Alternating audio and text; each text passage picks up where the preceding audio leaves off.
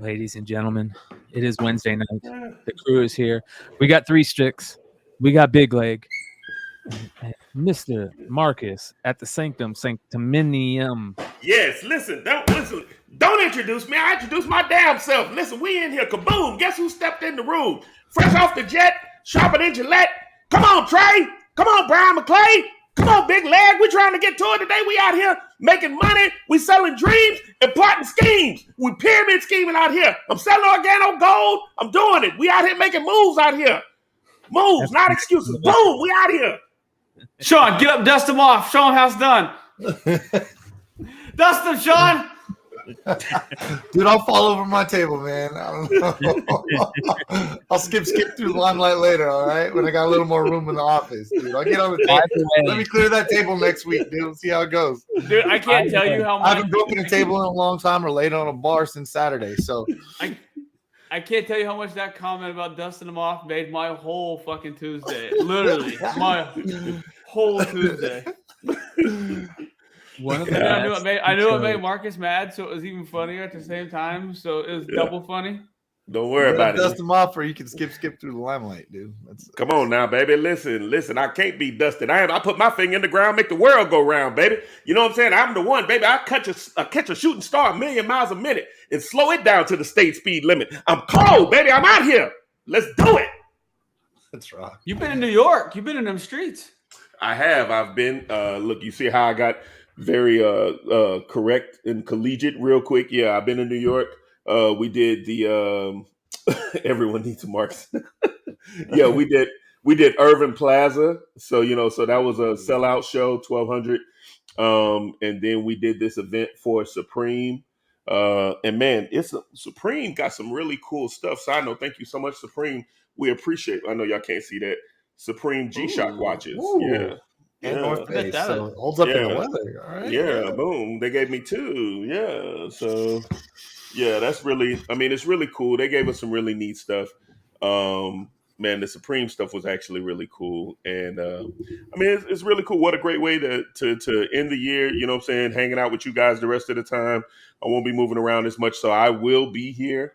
And we're going to turn up all the way into the new year, baby, and beyond. So it's going to be exciting times. How you been doing, Trey? How you doing, Leg? Brian? Dude, Tissa's blowing up, though. Like here's the thing. Like, I'm critical y'all know me. I'm critical as a fucking onion. Right. And those clips you post and this is I don't know anything about the music industry. I'm not in the music industry. I just listen to music, and I know a little bit about 90s and 2000 hip hop. For a Houston rapper to get crowds hyped like Tissa was in New York, that's not easy. And that wasn't fake. If you look at the energy in the crowd, you would almost thought that it was a New York person, but it's not. It's a Houston person. Yeah. And totally. that the love usually, the Houston, New York, there's some trickery there. And for him to get that kind of reception in New York on multiple occasions where they're continually asking for him to come back, dude, you got something. He's so talented. Yeah, man, I appreciate it, man. Tissa is a joy to be around, man. Like he's a humble kid. He works hard, and literally this new generation, whoever you're listening to, like let's say you like Uzi, you ask Uzi who's one of his favorite artists, Tissa's in his top 5. Like, we've done stuff with Chance the Rapper. We've done stuff with A$AP Rocky. We've done stuff with Uzi. We've done stuff with like all these people. We got some really incredible stuff happening in 2023 that I really can't talk about. But remember, I had y'all with me in LA and we were shooting a video and I was out in the cold with like some Cadillacs and some other stuff. That is all going to make sense on Valentine's Day 2023. All of that is going to make sense. Yeah. That ain't that fucking far away. That's not that far away. And so, so we got stuff cooking and a lot of stuff is really going to trickle down. Things that we'll be able to, I'm going to talk about it. I'm going to give it to y'all before it goes anywhere else. Like some of the stuff that we're going to do. Because I'd love to see each and every person when I'm in your city. If I come to your city, you got tickets to the show, come hang out with us. That's just a benefit of being on the radar, hanging out with us. We're going to make it work. It's going to be fun. Yeah, man. And plus, so I got something to do on Valentine's Day. So sweet. Oh, absolutely. You know what I'm saying? Absolutely. Yeah, make sure you guys join the Discord too. We got the link in the description below for everybody that's listening to us on the replay. Anybody that's in the live chat that hasn't joined, there is the link in the live chat. Shout out to everybody that's hanging out. 52 live at the beginning of the show. We are going live in the Discord too. So if you guys want to come hang out and listen, join the general voice chat. You can just hang out and listen with us. It is a little bit ahead, but that way you guys can just get used to the Discord. If you jump in there, make sure that you mute yourself. So eventually we're going to have a stage set up, which is totally different. You kind of got to raise your hand to be called on and all that stuff, but that will be our call-in section. I got to be honest. I got to talk about something real quick, you guys. And this is I'm going to be talking about this on every program I'm on over the next couple of weeks. YouTube is really tightening shit down right now. And they're tightening down what we can say, how we can say it, what we can show, and how we can show it. And that being the case, we've been talking about it for a while now. A lot of this stuff is going to be moving to a members only section, because most of the shit that we talk about, most of the shit that we joke about, and most of the shit that we show you, unfortunately, just because of how cheesy YouTube is right now, they're going to copyright. They're going to strike me. I received my first strike the other day for bullying or something stupid like that, which they won't even tell me what the reason was for. They won't even show me what the reason was for. I tried to get it taken off. They immediately sent a thing out. So we're gonna make a members only section, and once we hit that members only time in the show, we're gonna jump to members only. Or after I talk to my compadres, we might be doing a live shows, members only, period, and then just cutting clips from those live shows and putting out those clips. So if you guys are going to want to catch us live, you're going to want to join the members only section. That'll be rolling out in the next week or so. Keep an eye on it. Unfortunately, it's just the way it is. And that's going to be with every channel at some point. It's just going to, it's a bummer. So you're telling me there's a hypothetical way where we can just talk freely like we did in 2015? Yes. Okay. Sign me the fuck up right now. I feel like I'm missing gears right now. I'm with you, brother. I'm with you. I'm tired of this stuff. I refuse to do anything except say whatever the fuck I wanted back then. Like, absolutely refused. Like, I was just like, no. Don't pay anything. Yep. I know they ended up with the Patreon and shit like that, man. That was never my goal. My goal is to have an outlet to do whatever the hell I wanted, and we had a really good time doing. Not that I'm not having a great time, because I really am. It's not like I'm not filtered, but yeah, it's good shit. Good era for comedy, good era for us, and exactly. Except for the crackdowns and weirdos going on. And the one thing back to the Discord thing, I know tons of you guys, you follow me on Instagram, whatever.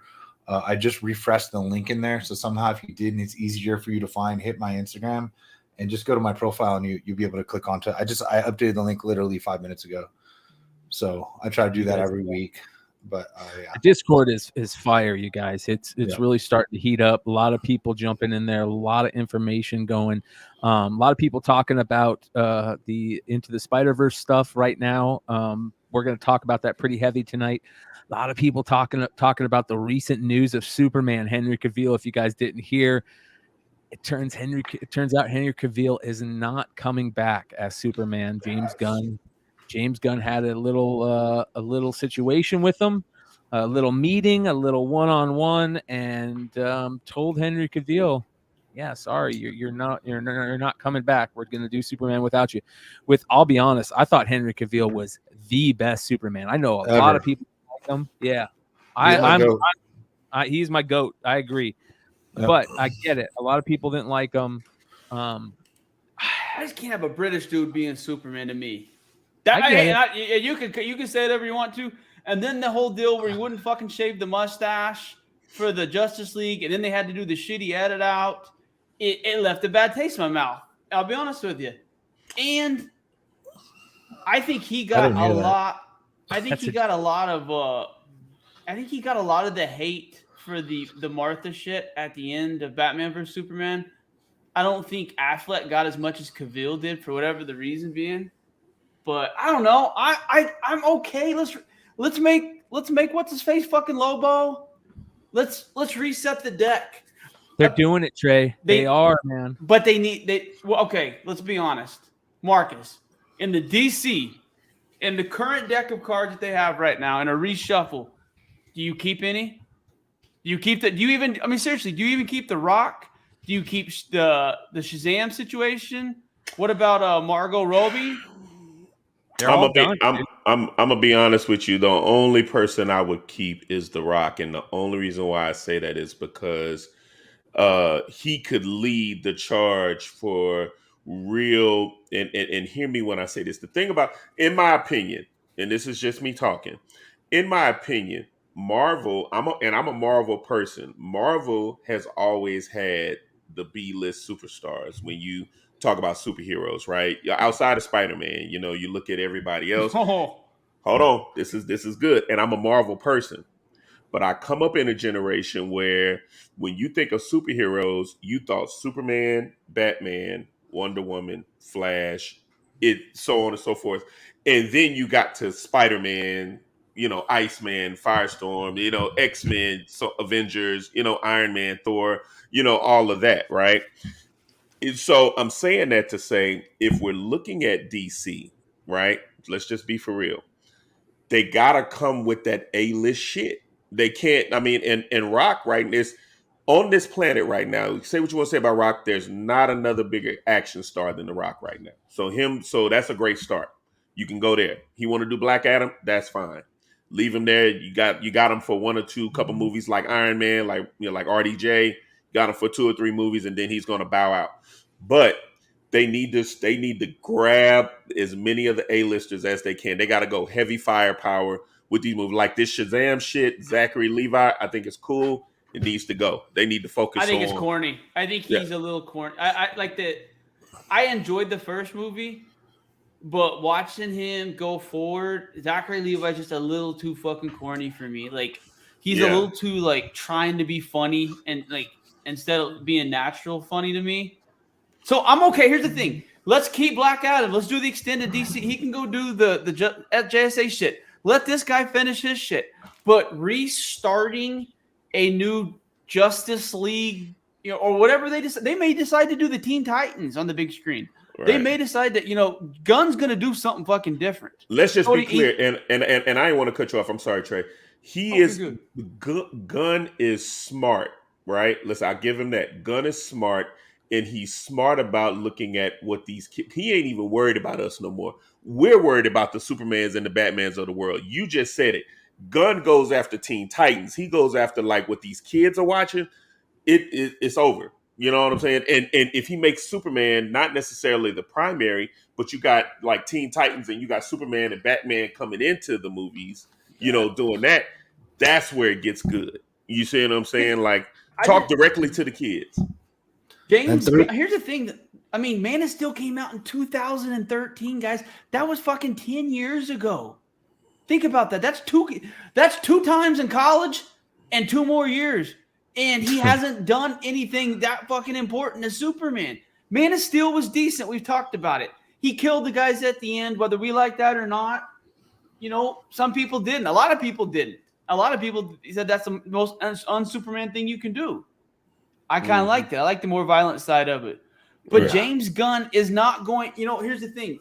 James Gunn's the kind of guy, there's 2 lanes. Some people go in the left lane, some people go in the right lane. James Gunn's going off on the fucking grass on the side and going around. So I don't think he's going to do an organic Justice League like we're all thinking. I'd love to see this. Bryan, I agree with you. This at one point in time. But I don't know how they could build into this long-term with old legacy characters. I think that they're going to start with those. Here's the thing. James Gunn is really good about turning those characters that we don't really know much about into great films, right? Great TV shows. And I think that his love for Superman might take him back old school and say, all right, let's create a universe without them first, right? Let's go do a JSA, a Justice Society of America. Let's create these characters first. Let's make these characters love. There's that new book out that he is doing. It's a Black Series book where it's about smaller characters trying out for the Justice League. And that's kind of what makes me think, that if they're trying to push this in the DC comics universe, we all know what the play is. They like to kind of try things out in the comics world before they get on the big screen. I can see them doing that type of thing because, like he said, everything is going to be connected, right? Everything is going to be connected across the whole thing, whether that's the animation, everything is all going to be one cohesive universe. Yeah. Not only that, yeah, he came out and said that the Batman isn't merging into DCU canon, which is another very interesting. It's good. That shit's too dark. Like, I mean, like, we all enjoyed the Batman, and I'm a Batman guy. That was 3.5 hours of the darkest shit I've ever fucking watched. Like, there was point in times where, like, I was wanting to bring my fucking flashlight on to see if I could see any details. But all it was is you see Robert Pattinson's eyes and teeth on occasion, and then you'd see fucking what was the hot Catwoman chick name? Zoe Kravitz. Jesus Christ, she was a smoke show in that movie. Yeah. But it was dark as shit. The Riddler stuff was good, but here's the thing. This is why I'm okay. Resetting the deck. I want it. Maybe they give us the right Doomsday. Maybe they give us the right Doomsday finally, because they fucking ruined Doomsday. That was I like the Snyderverse, but that wasn't Doomsday at all. They need to do a slow buildup like they did. They could have done the same thing with the Thanos. Whatever the end of this new deal, all of a sudden, something rockets to Earth and you just see a pound on it. And then, another movie, they could do that. There's so many things that they could do with, obviously, Doomsday then leading into Darkseid later down the road. But I don't think that they can I don't think Gunn can fuck around too quickly with the DC Universe building it. Do you think that they could utilize the Flash movie in some way to swipe it? I don't think James Gunn's going to deal with Ezra Miller, in my personal opinion. I could be way off. Hey, those two could be fucking best friends. I could be way off on that. But if James Gunn just sent fucking Henry Cavill home, there's no point. And here's the thing. Ezra Miller, that's not anybody's Batman. I mean, that's not anybody's Flash. He doesn't look like Barry Allen. He doesn't look like fucking anybody, in my personal opinion. The other thing that James Gunn did to crooks over him is he killed Batman Beyond too. Yep. Yeah. That's done. No more Batman Beyond. None of that. I'm okay with that. That was going to be Keaton, right? So. Yeah. Yep. Keaton was gonna. They got rid. They did. Michael Keaton pissed somebody off at Warner Brothers for them to dump back, and for that to happen. Something. Yeah. He must have went back on his word or something. He is the Vulture also. I mean, he is the Vulture also, so that probably. That could have done something. Are they going to wipe Aquaman too? Like totally wipe Aquaman? They got to. I enjoyed it, but it was cheesy as shit at the end. The second one where he's like, he literally just had like his surfer voice and was like, And I'm gonna tell you this. And I'm gonna tell you this. Forward to Black Manta. No, not at all. But not at all. But I'm gonna tell you this though. You look at Aquaman, and then you look at Namor, right? And Namor is just blowing fucking Aquaman out of the fucking water, bro. It's not even about Jason Momoa because people's wives, bro. Like bro. Here's the thing, though, guys. Jason Momoa, dude, we talked about it. Jason Momoa, Jason Momoa and The Rock can't fucking outact the fucking a dog that does commercials, guys. It's not. I'm not making a joke. They're the worst actors in Hollywood. And then you go against Marvel. They got Robert Downey Jr. and the people they have. I agree with Marcus about The Rock. The Rock's persona and his just global draw. There is a place for him. But comic book people like myself, I'm not going to go spend money to go watch him fucking not doing Egyptian accent again when everybody else in the film's trying. It was hard to watch. It's just like, literally, if we're supposed to pretend that everyone else is going to half-ass do an Egyptian action, and this guy from 15,000 years ago is going to talk like the fucking... I mean, literally, I fully expected a couple times for him to stop the camera and pan and do the fucking eyebrow and then like go back to the fucking action. That's a couple times I fully thought it was going to happen. It was bad. I liked the movie, though. The JSA shit was legit. Yeah. And the fight scenes were good. And I actually liked the end credit scene with the Cavill deal. Yeah. Yeah. But he Which is talked about that. apparently We knew dead. the end credit scene was going to be 5 years ago. Tell me I'm a liar. Not at all. But here's my point. To your point, he has to go. They got to go balls to the wall. Even though they got rid of Henry, Cavill, but they got Viola Davis. They got Amanda Waller. You know what I'm saying? They got The Rock doing that, bro. They got to start pulling out the star power. And I think Popcorn said it earlier on. Like, yeah, Marvel grabbed a bunch of the A-list and locked them into multi-year deals, but there's plenty more other A-list artists out there, A-list actors and actresses that you can grab and have them in these movies, right? And to your point, Trey, I think that if Gunn is going to really redo this DCU, right, then let's just be for real. He has to take it to where Superman is old now, Batman is old now. Like, that's how you got to do it. You know what I'm saying? Like, we grew up with them. These kids, my son right now can't tell you. My son don't give a shit about Superman. My 12-year-old son don't give a shit about Superman.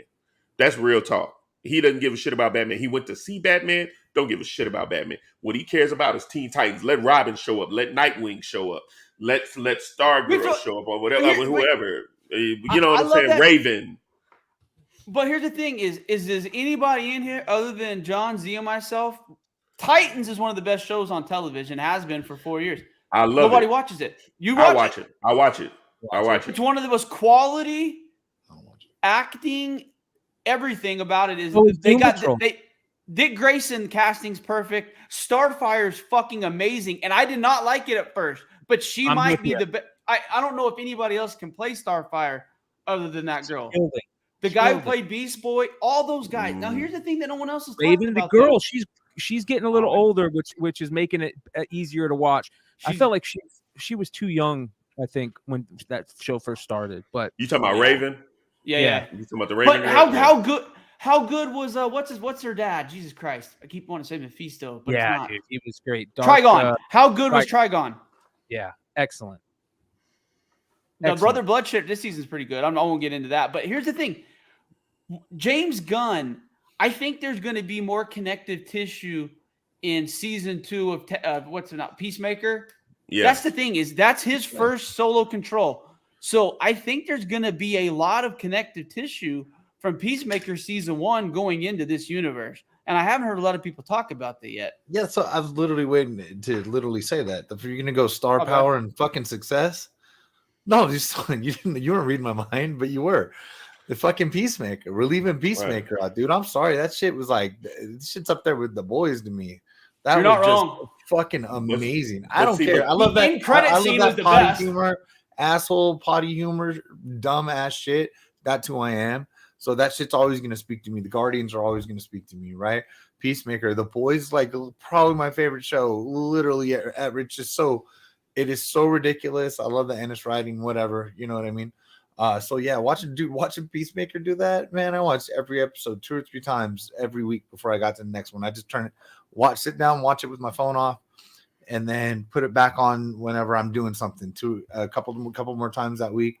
I had such a good time with Peacemaker, and that it goes to show what you can. And you say, I mean, who in the living shit? And I know he came out in Suicide Squad, but like, who in the living shit thinks that that John Cena is gonna carry some DC shit? When it's what is the last really good thing like that they've done? The Batman, we think it was good. It was fine. Black Adam was fine. Like, Batman, it's like that really dark. I had ups and downs with the Peacemaker. I enjoyed from start to finish. I know part of that's who I am, just a potty mouth moron. But like that dude, that's my shit. And I think a lot of people resonate with that. And that's what Gunn I think can do for us, And if you can put the right people in place to do the right things, he's seen as a star. He really absolutely, is. Yeah. WWF absolutely. is a crossover thing. It made a big deal having Drax what's his Giants and Bautista. Those things are important. Crossover crowds are important. Those guys can act a little bit. Where'd The Rock get his start? You know what Gunn's able to do that Marvel did organically, and he did it in the first season of The Peacemaker. I don't know what they called that team, that ragtag group with the fucking vigilante and him and the Waller's people at the end, but you cared about each one of those characters. Remember the neckbeard guy? Every one of those had a redemption. You know, the arc, the dad. You know, Peacemaker's dad was a racist. Oh yeah, dude. 100%. You know, his dad was a racist piece of shit, and you know that's. There was a bunch of stuff. There was so much. There was depth to the characters that you understood why Peacemaker was exactly the way he was. Is because of the environment he was raised in. But he was working on being a better person. But he was still who he was at the end. That's what Gunn was able to do with the Guardians. He made you care about. That's the reason people don't talk about this enough either. Is they don't talk about how good Chris Pratt was in Infinity War, because that would have never happened unless he snapped after Gamora dies. Yeah. And if you don't care, if you would have told us 20 years ago that the snap would have fucking occurred and everything would have occurred because of Star-Lord love for Gamora, we would have fucking laughed. Would we not have? But James Gunn made us care about those characters enough that was the tip of the spears, you would say, to cause Thanos to go over the tip and do the snap. And like, who even would have thought for him to, you know what? I think Chris Pratt can get buff. You know, that's a leap of faith right there, dude. I'm excited. Andy Dwyer is one of my favorite characters of all time, man. I did not think that guy would be an actual action hero movie star on the cover of Body magazine, but you're drinking enough baby's blood and doing enough steroids. I guess anything's possible. Well, we all. Hold on, wait a minute. One more time. What? Drinking what? Baby, what? Little baby's blood. Well, he's super Christian, so maybe not. But drinking baby blood. So, hey, Sean, you know what this means? You work in Hollywood, man. You're gonna have to fucking play it off. The one thing I am excited about with James Gunn, we are going to get fucking Snowflame 1 million fucking % with James Gunn. There's no way he's not. Jungle Snow is coming. Something. New Guardians 2, people. New Guardians 2. Let's go. And that's the thing is that's when speculating gets fun again, because James Gunn, he threw the weasel, and you think about some of the characters he threw in that last Suicide Squad, characters I don't even fucking remember right now. I mean, the guy that Henry Rooker was. Who was that? The polka dot man? Rooker. Just all those different characters, like the fucking Rat Girl, Polka Dot Man. That's all those different random ass characters. But he made us like that movie. And if you go look at the IMDb and the Rotten Tomatoes, that was a well-received movie. Fighting Starro at the end, the whole 9 yards. Oh, God. Yeah, I agree. That's homage to fans. Like, who in the living shit knew who the starfish was? You know what I mean? Like how do you possibly know? Even us, like how did anybody know that? You know, that was just absolutely amazing. Yeah, I even had a friend. Maybe not Nico. Why? I even had dark side. There's your dark side. And King Topher even said, like, hey, I'm not selling any books with any DC first appearances that aren't worth the money, and I'm not selling any of the characters the Gunn's already used. I'm holding all of them. And I was talking about like King Shark and some other people, but like, this is a good point. This is a good point. You want to say Spec's dead, blah blah blah. You know what I mean? Or I'm going to get into some Spider-Verse characters who I'm probably preaching to the choir when I talk about them later. Everybody's going to already know who mostly I'm talking about. But like, let's be honest. You want some good cheap Spec? It's coming from DC. That's what's left for us, you know. And the investment's not too high, not too big. You know, I had a new up and coming artist on the show Saturday night. Guy named Fitz, goes by Art by Fitz. Really cool, like cartoony art, very Hebrew Brantley-esque, right? And one of the things that he said that I just loved hearing, because behind the backstage before the show, he was talking about how, you know, he's been watching the channels and all of our shows for a while now, and that, you know, it's really brought him getting back into comics. And we asked him, what has he been buying lately? You know what he said? He goes, because I've been listening to shows like your guys' shows, I've been buying nothing but DC lately, just because it's so cheap. You know, it's gonna take off. You know, it's at the right point to buy. And with the James Gunn shit, I mean, it's smarter than ever. Yeah. Let me just say this. Let me just say, if you're not buying DC shit right now, you're retarded. if you think that this DC is not going to turn, it always turns. At one point, Marvel was at a low. Like it just, I mean, it's just the nature of the beast. Like like DC is in their slump. With Gunn coming in, they making some real drastic changes. You know what I'm saying? Them same books that you could buy right now for $20, $30 is going to be $600 to $700. I give it less than 7 months, and I'm saying that loosely. Like like it's going to turn, and it's going to turn fast, and you're going to look up and be like, God damn, this book was just this 2 weeks ago. What happened? Well, yeah. Did you guys hear? So okay, so we're talking about this with DC and DC being on we're excited to hopefully have DC be on the rise and James Gunn do everything. Marvel, on the other hand, man, is on a rumored MCU slowdown. So a lot of the shit that we've been geeking out about that we're hoping that Marvel is coming with and this and that, we could be losing. We could be losing a lot of that stuff. So, I don't know what to think about it. I'm kind of bummed out. I'm really looking forward to these phases, these new phases. I'm really looking forward to the phase that's coming up. I don't think that they're going to be able to kill much of that, but man, and nothing is performing where they want. And because of it, even the big mouse ears are going to take a step back and going to quit spending all the money they're spending. But I've said it for 2 years. He's an amazing actor. No one gives a flying fuck about Kang. They want Doom. It sucks, but we're gonna and that's the majority of what people saying that we're gonna have to waste 6 years to get to Doom, and then there's gonna be 3 years after that to get to the X-Men. So if we have to wait 10 years to get to the X-Men, no one wants to deal with this Kane shit and the Fantastic Four and the Marvels and no one wants to see Brie Richards can die. Like I said, Rogue needs to kill that bitch and take her powers and whatever the next iteration is and get her down the road. Bro, you know how great that would be. Here's fucking Rogue just melt her. Here's my thing. Now, unless they do something incredible with Kang, let's just be for real. Unless they do something incredible with Kang, as far as like on the bad guy shit, like if they got him, with some incredible, with some shit that's going to keep people there, right? You may got one movie with Kang that's going to work, and then you probably pull him in a little later. But now's the time for Marvel to grab, like you said, the Dooms. Where's Galactus? Where's where's the big bads? Where's the people where it's a real threat? You know what I'm saying? Thanos was a threat and came fuck shit up. And then, bounced out, but it was enough. But now, where's the new real threat?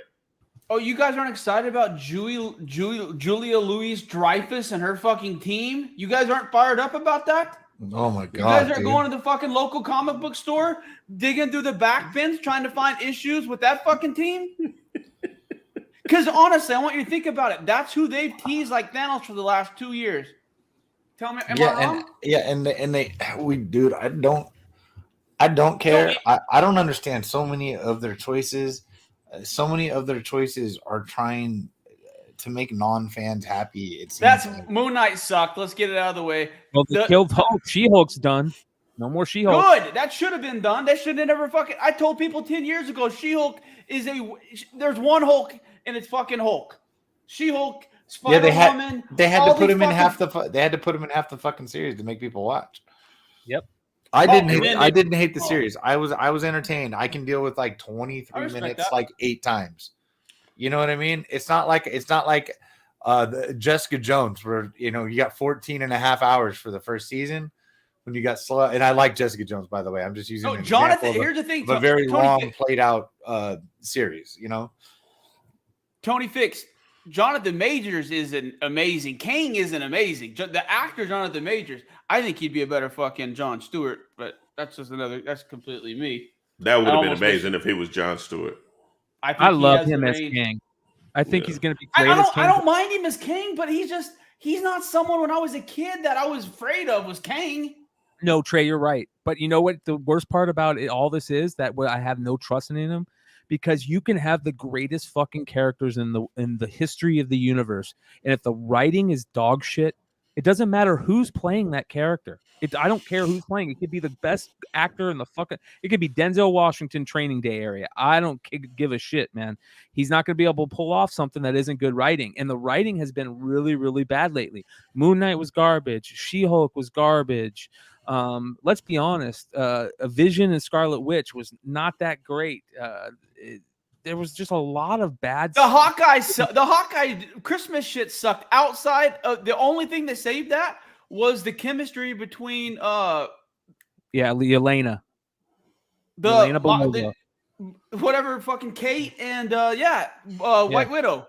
The chemistry between those is what saved that show. But the rest of Yelena is a hit. He's a hit. No, Hawkeye was good, dude. Renner did well. I mean, first off, Hawkeye's beloved for the Avenger with the least skills. That dude is beloved for whatever reason you want to say.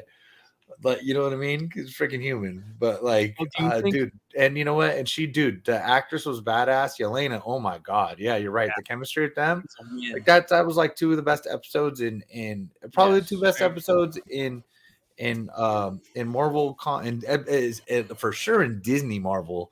You know, there's some good shit. Obviously, the Netflix days.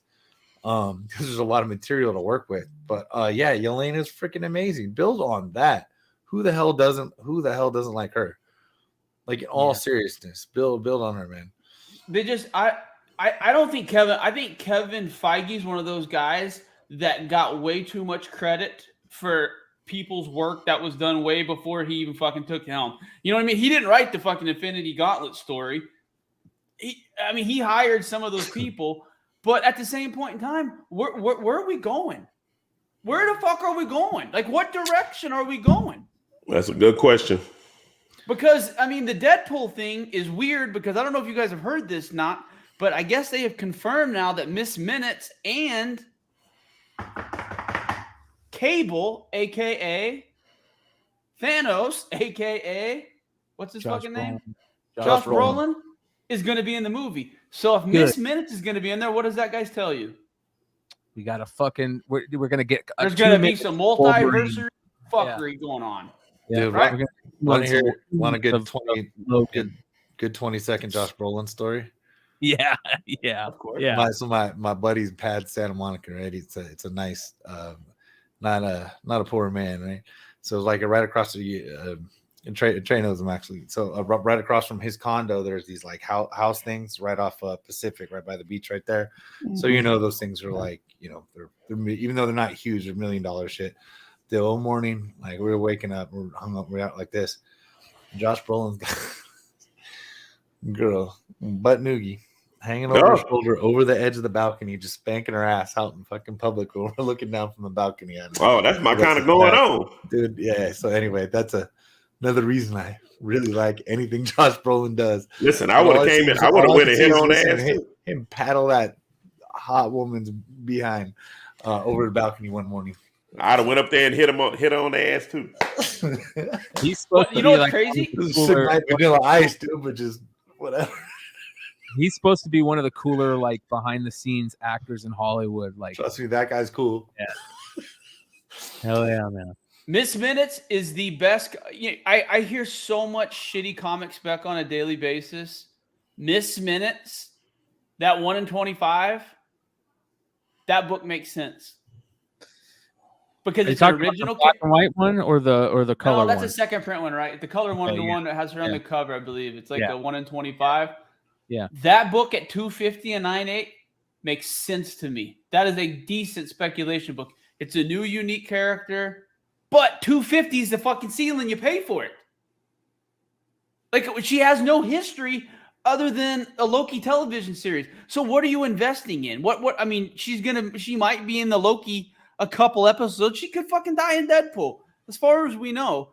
But that's a decent spec book. But I don't know, like, are they just going to tease the mutants?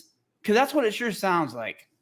Sounds like the mutants are a long ways away from happening. Hey, what was that book that was? Timeless? Time Immortal or something? Timeless, right? Timeless something. Timeless. We got one other thing. If Gunn doesn't figure this out, and DC gets fucking hot, and they get love and blah blah blah, right? That means we get the X-Men faster. Yeah. I need. You know what I mean? They're like, Rogue. no. All right, dude. We got competition. We got competition. Here we come. Here we come. I want to see Storm's white eyes flash and lightning bolts. Like, bring Holly back. I'm good with it. Yeah. If they go Storm being older, you're like, Hallie just that's strong. Monsters Ball. Yeah, Hallie. Yeah. Oh, Feel the Storm. What was the one? What was the other one? Billy Bob. With Travolta. She was in the. No. Swordfish. Sorry. Yeah, Swordfish. I'm only thinking the one she was named. That one, not the color one. Yeah, Swordfish was the best. Yeah, by far. That was just. All right, let's see here. What are some of these selling for, man? There's not that very many, are there? $51 for a 9.8? Are you kidding me? Man, it's the whole world. $51. Bro, that was a Saturday. I guess that isn't a 25, is it? I guess that isn't a 1 in 25. That was a Friday. That was on Black Friday, man. Everybody was on Amazon. The black and white is a second print 1 in 25. That's correct. I'm an idiot. Wow. But you know what I mean? Like you see people fucking buying blue Marvel books thinking that guy's going to fucking do anything and that Marvel's going to spend any extended money on that character. It's just not going to happen. It's just sad that's where I feel bad for speculation. And I talked about it today. People were excited about a Barnes & Noble Spawn Batman variant selling for $30. Like the most excited I've seen people outside of the M&M variant situation and the comic community was this book. And that's what I mean. Like guys are driving and spending $25 in gas to make $4 in profit on eBay. But that's where the speculation market is because it's dead. Where there people are overspending on characters that will never, ever live up to the money that they spent. Because Marvel will never spend enough money. What did Sean just break? I don't know, but something just fell, and he was just like, "Boy, he break. You don't understand the clumsiness of that man." No, dude, I got long limbs, man. Like I can just reach shit. It's not my fault. Right. I'm clumsy. I just fucking take up space, dude. I got one for you. So I did Simple Man's. I do a show with Brian Wood. Shout out to our boy Brian Wood. Good dude. Do a show with him every Tuesday night over on his channel called Comic News Weekly, and he asked a question, or we were asked a question on that show that stumped me, and the question was, "What are you really looking forward to next year?" And I couldn't fucking answer. I couldn't answer. There's not a movie I'm excited about. Black Panther 2 was the last movie I was excited about. Like genuinely, like. Not sure what was going to happen, what they were going to do, where they were going to go with it. They gave us a lot of the stuff that we heard about, but I didn't like the end credit. Yeah, Ryan is the one that asked it, and he stumped my ass, man. The only thing that I could really think of was there's one thing that I am looking forward to, and that is the Sins of Sinister run. I'm actually starting to look forward to it because one reason, it feels a lot like Age of Apocalypse did when we were younger. It feels like it's a play on Age of Apocalypse. They're going forward. It's 1,000. We're going to look at 1,000-year timeline where Sinister fucks everything up, and it's going to be really dark. And that's what Age of Apocalypse was, right? It was really dark X-Men timeline, and that's what we're going to get in this. There's 5 or 6 new characters that they're doing. There's everybody loves Sinister. Who doesn't love Mr. Sinister? Like, speaking of Age of Apocalypse, did you read last week who happens to be his head in a jar talking to Sinister? No. Dark Beast. No shit.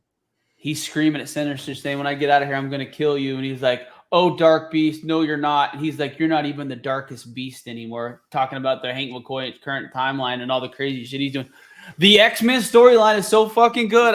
We've been talking with Ferd and I and a couple of the other guys have been talking. The Children of the Vault and some other things are the X-Men stuff's really good right now. Yeah, and this was great. Like in the first issue of, he tries to kill the whole council. Oh shit! Yeah, this looks good, man. This does look good. I'm looking forward to this. First issue came out today. That Art Germ Emma Frost cover was fantastic, absolutely beautiful. I like what they're doing with Storm. I like what where they're taking Storm. Man, I'm looking forward to this. But again, here it is. It's going to be about the writing. Please let this writing be good. Please let Kieran Gillen kill it.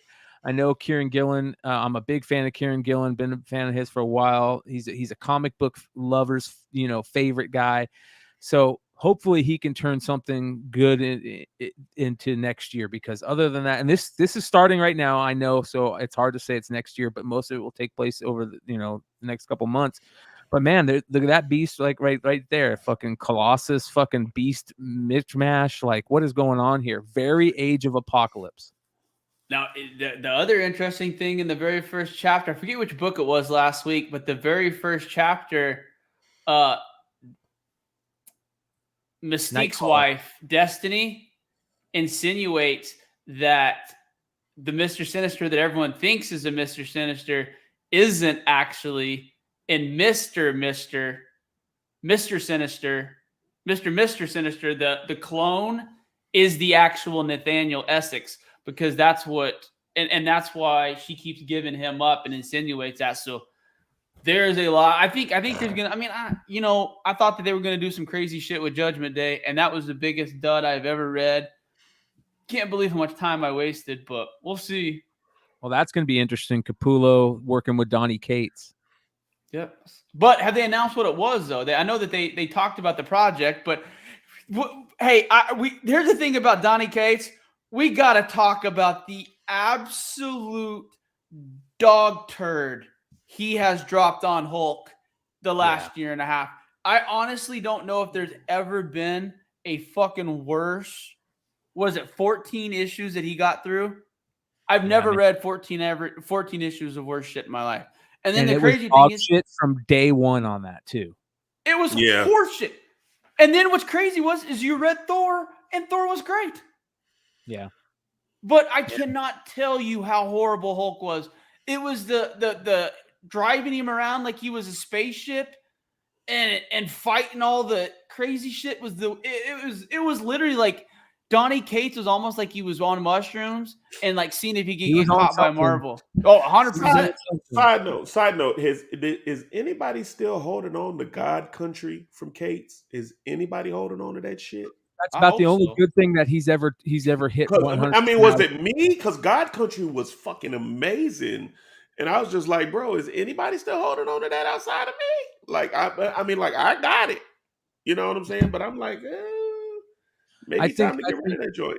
Yeah, it's interesting, dude. It's very. See, he's one of those. When we were, I guess, I don't know. I guess McFarlane and Lee and those guys were personalities. Donny Cates wants to be the story. You know what I mean? Like, he wants to be the celebrity. He wants to be bigger than the story he's writing, and that's why I've never really. I think he's talented. I love the way that he has connective tissue from shit that he wrote 10 years ago, and I don't think there's anyone better at it than him.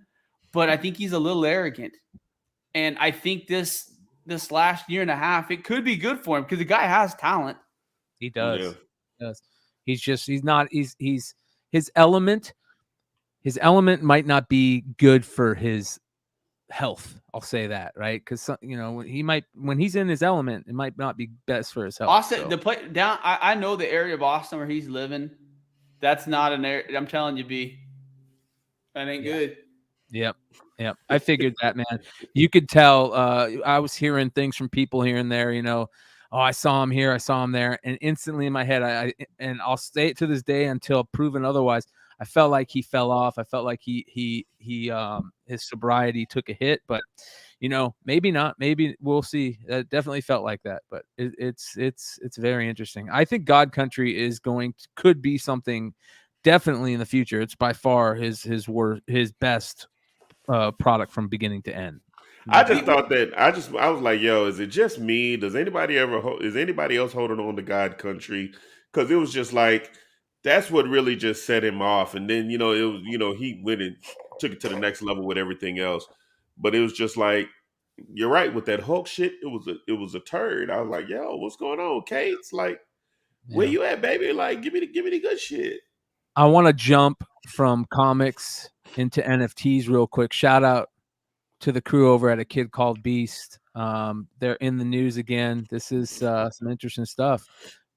What we got going on here, Marcus? So I wanted to bring this up simply for the reason that we are going to get some beast lists. I will announce that this week on how we're going to give those away. But if you get a chance, head on over to hypemoon.com, hypemoon.com. They did a whole thing on A Kid Called Beast and how they're trying to connect all of it together, Web 2, Web 3, fashion, toys, design. So the way, as we talked to Raf's be on this, he's basically looking, and the talk about these is that these are the next Bored Ape.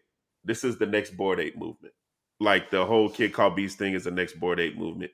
Everybody is starting to slowly get behind it. Organic push, and I just kind of wanted to put it back in front of everybody's face for the ones that want to jump in on this NFT. You still got a little time. We're gonna probably get about 10 spots for the Beast list, and of course, Trey and and everybody on the team. You guys are going to be straight, but we'll have 10 spots for the on the radar community that wants to be a part of this. But it's again, this is the time to really just do some research on A Kid Called Beast. Head on over to Hype Moon, read it for yourself. Don't take my word for it. Y'all talk to them, read about it, read about everything that they got going on. It's a good look. It's a good look. I love that they're dropping the physical along with the digital. I think that's genius. I think that everything they're doing over there is great. So I'm really looking forward to see how this plays out. This is good stuff. And if you go on to the website, like if you go and look at the website, there's a whole quiz that you can take because they have over 20 little beast hoods for you to get into, right?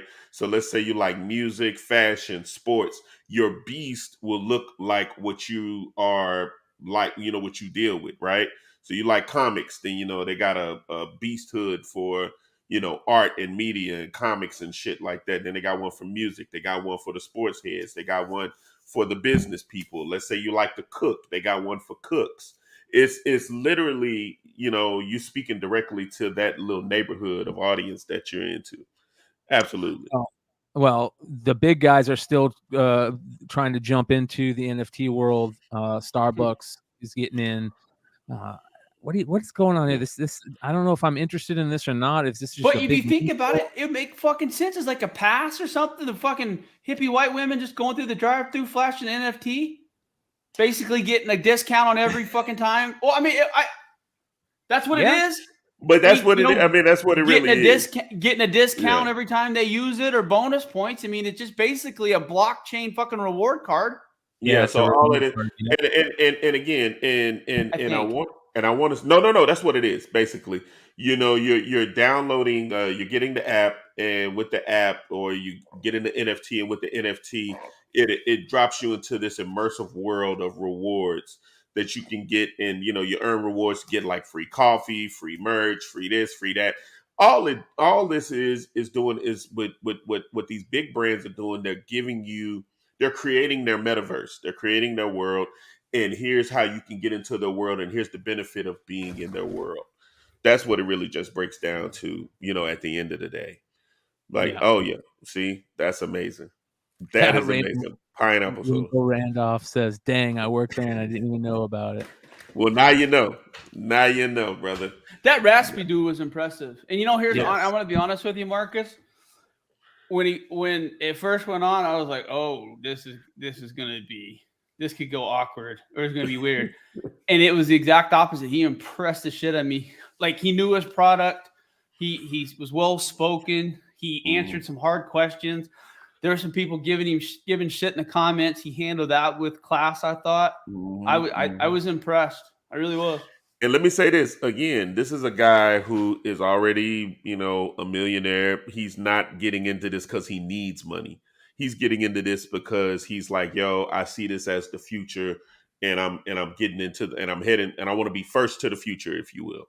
So him and his team, most of these people, they all got money. These are venture capitalists that are coming together saying, hey, we want to do this and create this. So it's not even about money. It's a passion project for them.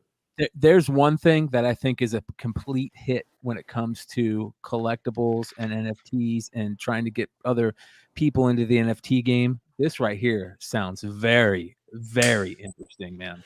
Yes, Hot Wheels is in their fourth NFT season. This is Hot Wheels Garage, so this is happening, of course, on the metaverse, right?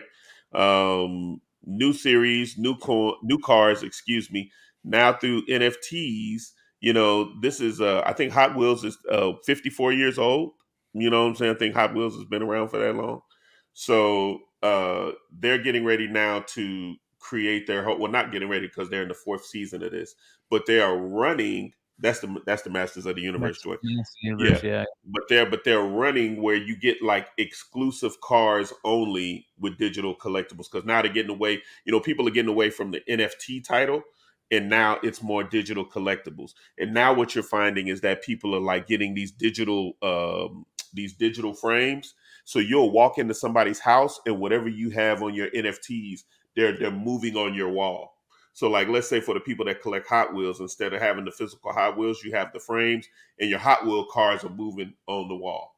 So it's starting to become conversation pieces now, right? So this is a great time. Yeah, this is a great time for people that do collect, NFTs. This is what you want. This is what it's all about, right? And again, I say, I missed the Gucci Cadillac Seville drop. There was a Hot Wheel that had it was on Gucci, and I think that thing is selling for stupid money right now. But it was that Seville, but it had Gucci logos all over it, and it was the Cadillac Seville. Listen to this. It says each pack contains 7 NFTs, 4 basic, 2 epic, and 1 from one of the other 4 rarity types. Some lucky buyers will get a premium or NFT H card, which will give them access to the physical die cast of the car, which are like 101s. These castings are some of the most limited editions we've ever produced. So imagine having a 101 Hot Wheel. Have you seen what them really rare Hot Wheels go for? Bro, I went to the grocery store today with my mom to pick up some groceries, and there were these 2 cats there. Must have been mid-20s, early 30s, going through every single fucking Hot Wheel, man. And I swear to God that if I walk into a store, there's a 50% chance that I'm going to see that in every store, in every Hot Wheel display in the world. And let me say this too, as this is breaking news. PayPal and MetaMask just announced a partnership that steers the space one step closer to mass adoption. Users will soon be able to select PayPal as a payment option from within MetaMask. So let's say you want to buy that NFT, you can do it through your PayPal, and that's getting ready to happen exclusively in the US. So I'm telling you guys, get ready for the shit. Now this is for the NFT. Trey, I don't think your mic is on, Trey. I don't know if you're talking or not. I was talking that shit. No one got to hear it. Yeah. You said it's only in the USA. We fucking guns blazing, motherfucker. Yeah, we guns blazing, baby. So, but look at that shit. Go back, Bryan. So this is like what you would get. Those. Now imagine if you had like the digital. Now the digital frames, you could just buy them, I think, anywhere. I think you can get them at Walmart right now or Best Buy.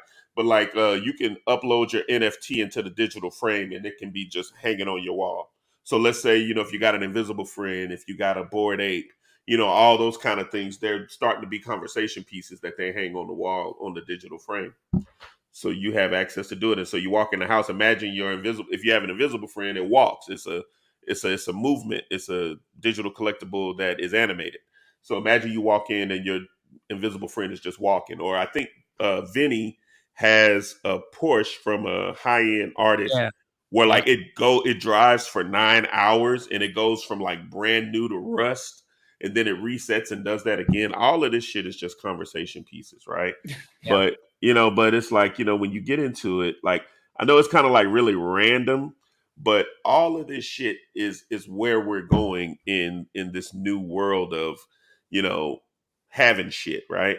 Now, this is what I really love, right? So, we're talking about Web 2 streetwear brands continuing the integration into Web 3.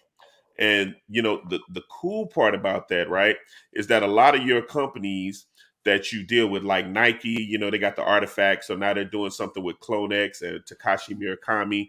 So you know, they have this thing coming out called Crypto Kicks. So a lot of people are able, if you have like a CloneX, you can get a Crypto Kick, which is like the Nike. That's the version that's only available if you have the NFT.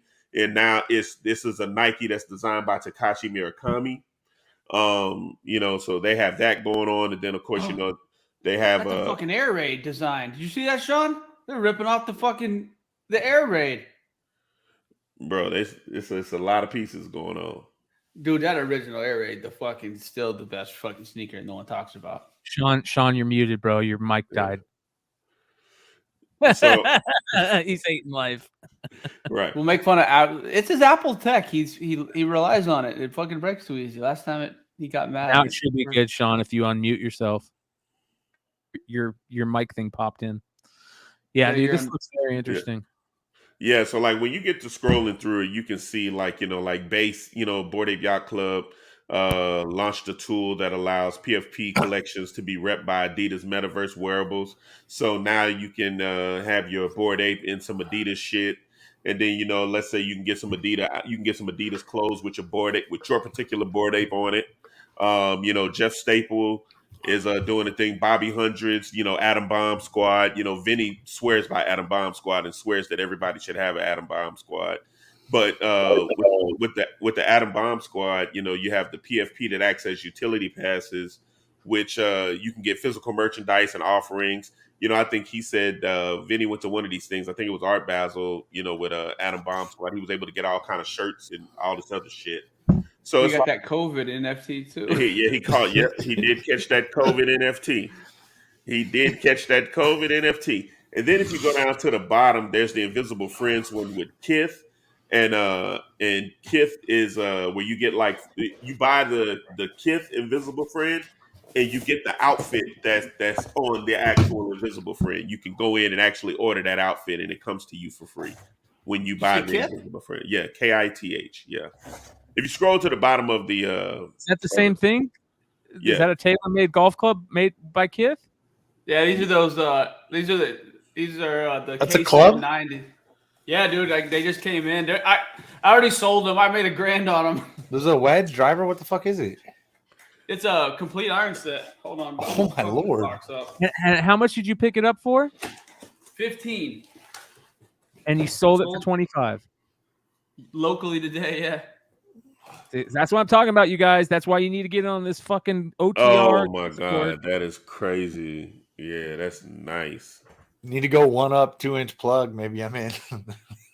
But apparently, J.R. Smith was the big spokesman for the club set when these came out. I want to say late July, and they just started getting delivered. And they released a merchandise line of hats, hoodies, and then all golf apparel, and then clubs. Sold out immediately, and it is flipping unbelievable. It's flipping. I can't believe how well it flipped, Marcus. Like you wouldn't think that Kith and white dudes golfers. You wouldn't think that marriage would work as good as it did, but it was a perfect one. And that's what's cool is that they're melding a little bit more street shit into things you might not necessarily would think is that. Yeah. But I mean, you go play golf. You go play golf with Sean. All right, there's gonna be the worst, nastiest rap music you can listen to. We're gonna be drunk minimum, and having a good time. And I think people have realized that golf isn't stale white bread like it used to be, and that there's some fun to be had. And I think that stuff like this just proves that. Putt through the limelight. Hey, you guys, speaking of the Discord where you can get information like that trade just dropped, there is a new giveaway going on right now on the Discord. Shout out to our boy Vika. He is giving away this amazing Batman Christmas cover from old school. It's a 3.0 Batman 33 iconic Christmas cover. He's giving away, you guys. All you have to do is join up on the Discord. Click that little button right there, and it'll tell you that you are entered into the giveaway, just like that. There's 42 people right now entered. I need that 50 minimum. Yeah. Now, here's the other thing. I don't know if you know this or not, but I gave away 250 in cash in the Discord server just last weekend. Not to mention, I gave away an Edge of the Spider-Verse 2 third print and an Invincible Iron Man 8 first print, chip shot 9/8. Gave away those last week. Like I said, I gave away 250 cash. I hooked up a couple of the moderators for doing a really good job. So, like I said, we're giving away some badass shit in this Discord. Hey, can we do the giveaway for the Ultimate Fallout 4 through the giveaway bot? Let's do that. Yeah. As soon, and here's the other thing, guys. Vika has something else that he's donating that I can't tell you about. I'm gonna wait till it shows up. But there's been a lot of Todd McFarlane talk recently. Autographed Todd McFarlane talk. Let's just say it goes into that vein. And we got some other giveaways. Like I said, Marcus has a hammer to drop still. So yeah, Sean's this is really gonna cool. give away for Christmas 2 free months to his OnlyFans to 2 lucky people. Man, I can't wait. I'm signing up for that. Yep. I like I flash nipples in Raiders games bathrooms. It's crazy, dude. You know what I mean? I like Wear a this white right undershirt, get it wet. This is a cool Rock, thing dude. into the Spider-Verse that they're doing at GameStop. And then I also saw this, which kind of reminded me of the same thing, which is really cool. So I like those type of vinyl toys. Be on the lookout for that. Check that stuff out. But speaking of Into the Spider-Verse, you guys, let's get a little bit of spec action back on the show. Some people are going crazy over Into the Spider-Verse right now, obviously, because the new movie is coming out. We saw the new trailer and all that fun stuff. And, we've been specking on the second part of Into the Spider-Verse for a long time. When back in the day when before we found out it was going to be a 2-part movie, we were talking about Spider-Man 2099, Spider-Man India, those type of characters for a long time. People have been talking about, Spider-Punk and stuff like that. But there is a breakdown that Sean has been working on that I think will really help people to think about who they need to get behind before this movie comes out. And you don't have much time to do it.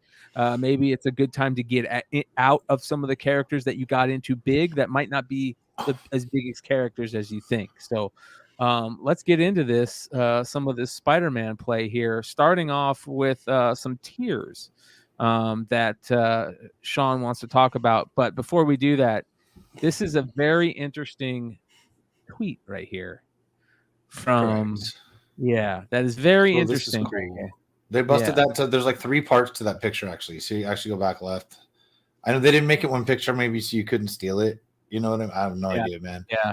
So all this stuff, they're literally doing their best to point this out. As soon as this hit, if you guys watch the trailer, it's not hard to find, and there's so many that you can't really see what's happening because it's so many. Somebody in the background, you got to watch it like a million times, stuff like that. So to see some of these, and we all know, man, some of them some will show, some of them won't show, but you'll see them in there. So with what I do, the tier thing, I'm not completely, this is an original idea. I think I feel like in passing, I saw Josh International talk about tiers. I was talking to a buddy of mine, Matt, today about the tiers, and I will say there's a little bit inside information. I've known some of these characters were coming for a little while. If you watch the shows over the years, people like to give information, like to talk to us about different information, things like that we're going to get to. So pretty much you're going to go with pretty much four tiers of this thing is how we're gonna go break it down. Now, talking about the people, the people that I saw doing it, you're only gonna really get names for the most part from me for 2 tiers. So if you're gonna go rock, so tier 1, also breaking this down to more screen time. So this is screen time and future spec. So you're gonna go screen time for sure. Miles Morales, that way too obvious. I mean, it doesn't make sense. We got Spider-Gwen, of course, and probably so we got 2 more characters jumping up there. We've got Spot, All right, and Spot's gonna do 2 movies. So Spot is not a popular comic book character over the years, but for an animated movie, a perfect guy who can jump in between the Spider Verses and the Spider Universes, because we got that in Sony. We got that we got the crossover. We got Venom jumping to the MCU. We got things like this. So we know the Spider Verse. It's also the name of the movie. So Spot, yeah. So Jonathan Ohm. So if we're going by screen time, he's going to be there. The other guy that we probably are going to be able to put tier 1 was the after credits guy, which is Spidey 99. So yeah, so Miguel O'Hara. So any of these books, nothing is this. Obviously this isn't taking anybody by surprise. The only thing I still think to a degree is taking people by surprise is how Spot being a major villain and Spot being, although it's animated, it's going to be. It sounds like two movies. So it's animated. Not too many people die, I would imagine.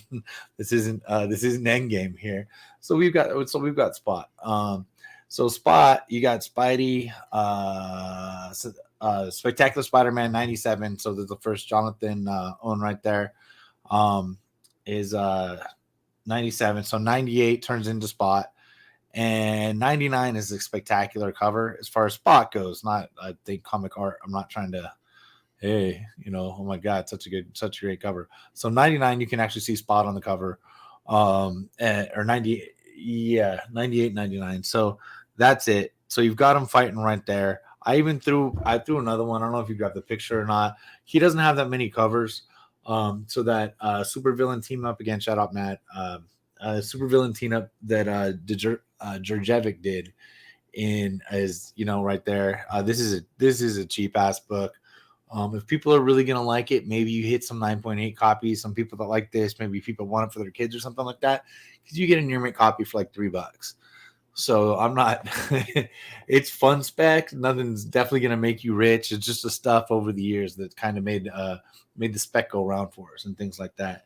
So that with $20.99, we all know the Miguel O'Hara. So we go Spidey $20.99, Spidey $365 with the hologram, Spider-Man $20.99, number 1, and then the one that came with the figure, the white cover for $20.99 that you call a second print, but it came with the toy, so that kind of makes it a little bit different than that. So should be good. So that's pretty much does. If we're talking screen time, apparently that's what we're working with. Is our 4 main characters of the movie. Second tier, so they're gonna introduce Spider-Man India. Tough to spec on. There's this copy, and again, I don't know if you grabbed the one I had. That's not the actual copy. This is a special number 1. I think that I'm pretty sure they're all signed. That's an actual autograph on the left. I lucked out when this book came out. I went blind on Amazon and got a copy of this for like $8. It's pretty beat, but it also comes with posters, right? So we've got the Spider-Man India. So this is the tough one to get, especially in high grade. It's rough on that. And Spider-Man 20 or Spider-Man India number 1. Those are that's the other one. There's a trade paperback too, so don't let that one fool you. Not that it's worth nothing, but don't let it fool you. So Spider-Man India, we're talking. This is a major character introduction. He's going to be out there, plenty of screen time throughout the time. So that's what's going on. Spider-Punk for sure. This was informed. Some of us informed a long time ago. If you look it up, that news kind of broke. A lot of us are in groups with people that speculate. We knew this was coming for sure. It was even on KC, those we shall not speak of. Like it was actually out there. Did have it up there for everybody to do. And again, Spider-Geddon number 1 is actually a pretty good spec book to me. It's the origin of him. It's his cover. He doesn't have too many covers. ASM 22 for him, and the newer version of that. I think I wrote it down in here. The battle lines. Yeah, variant? The battle lines it's just him. It's his baddest ass cover. This one's fine, but that battle line Spidey 22. This one, and there's a version of it. And if you see my eBay, I do have these for sale. I'm not trying to sell them to you. Just don't. I don't want everybody. You know how it goes. I've been 9.8ing these things for a reason. Because I think the spec is good on them. I do that with any inexpensive books, as I do sell comic books. But this is his best cover. Probably hard to argue. Other than that, Spidey number 10 just keeps going, Spidey number 10 keeps going up. The Delato, of course, is pretty much extra. Yeah, a little more glam, Nathan. I'm with you on that. You know what I mean? So I'm with that on there. So then we've got the old cast. So Spider-Man Noir, is Spider-Ham. You still gotta love the Marvel Tales number 1. Yeah, absolutely, just gorgeous, man. You gotta love this dude. I love that shit. And then right there, that one is so tough to find. I saw one of these recently. The price is down on it, but these Marvel border books, I don't leave any of them behind. There's about 30 or 40 of them. When I see them, I just gotta grab them. I don't know. I'm a sucker for these Marvel borders. Care Bear 7, Heathcliff 12, especially the Star versions like this. Very difficult my grade. Very, very difficult my grade. That's but he has other covers as variants in the regular Amazing Spider-Man series. So love with that. Again, so I think one of the most undervalued is going to be Penny, which is a spider with the splashes. They're going to go back to sort of a little bit more of an original costume, I think, for her. And again, the second tier of characters are still going to get all the screen time that they got in the first movie. It's the same characters coming back. They're just adding India. They're adding Punk, and they're clearly you could see there's a pregnant Jessica Drew. So they're calling her Jessica Drew. It's clearly Spider Woman. They're going to call her Jessica Drew. As the first Spidey Super Stories 11, so you have her in here. Spidey Super Stories 11 from the 70s, from the from the TV show is we've got our first African American Spider Woman back then. It's a loose spec, but it's spec and it's selling. It's one of the more expensive books than any that I listen. I think there's a very good copy of this. That's it. There's a very good copy of that. The auction's up to like $80 right now. So people are just gonna run with it. I do believe that the way she's written in the cast, they call her Jessica Drew. So anyways, great book to find back there. Spidey Super Stories number 1. There's different versions of that that come out there. So this book's definitely taken off, caught nobody by surprise. Spider-Man Noir number 1 with the variant. I'm not sure, I forget if that's the variant or not. So that's always a good buy. Also, this is a glossy book, difficult to press, more difficult to press with the color breaks. They've graded it easier. I think they used to. The copies that have gone in lately, they've hit those color breaks harder. I think they knew what they were looking at before, and CGC's just grading stuff really quickly. Is I think there's what's a happening. Couple really good variants for this book for Spider-Man Noir. Just himself. We talked about that the Spider-Man Noir variant set that sold last week on the market report. Yeah, it was crazy. There's the variant, but good stuff. Great. Plus it's Nicolas Cage. You know what I mean? So you'll be rocking that. So I think that's your second tier. You're looking at the old cast, Jessica Drew. Mangaverse Spider-Man is interesting because Kari Andrews put out a tweet this week saying it's great to see his creation show up and into the Spider-Verse and this and that. So that Mangaverse Spider-Man is very interesting. That's one of the ones that I wanted to be able to hit, but couldn't verify that you're looking at any more of him and in this. And so anyway, that's the one. So if we get back, so there's tier 3 and 2-4 are very simple.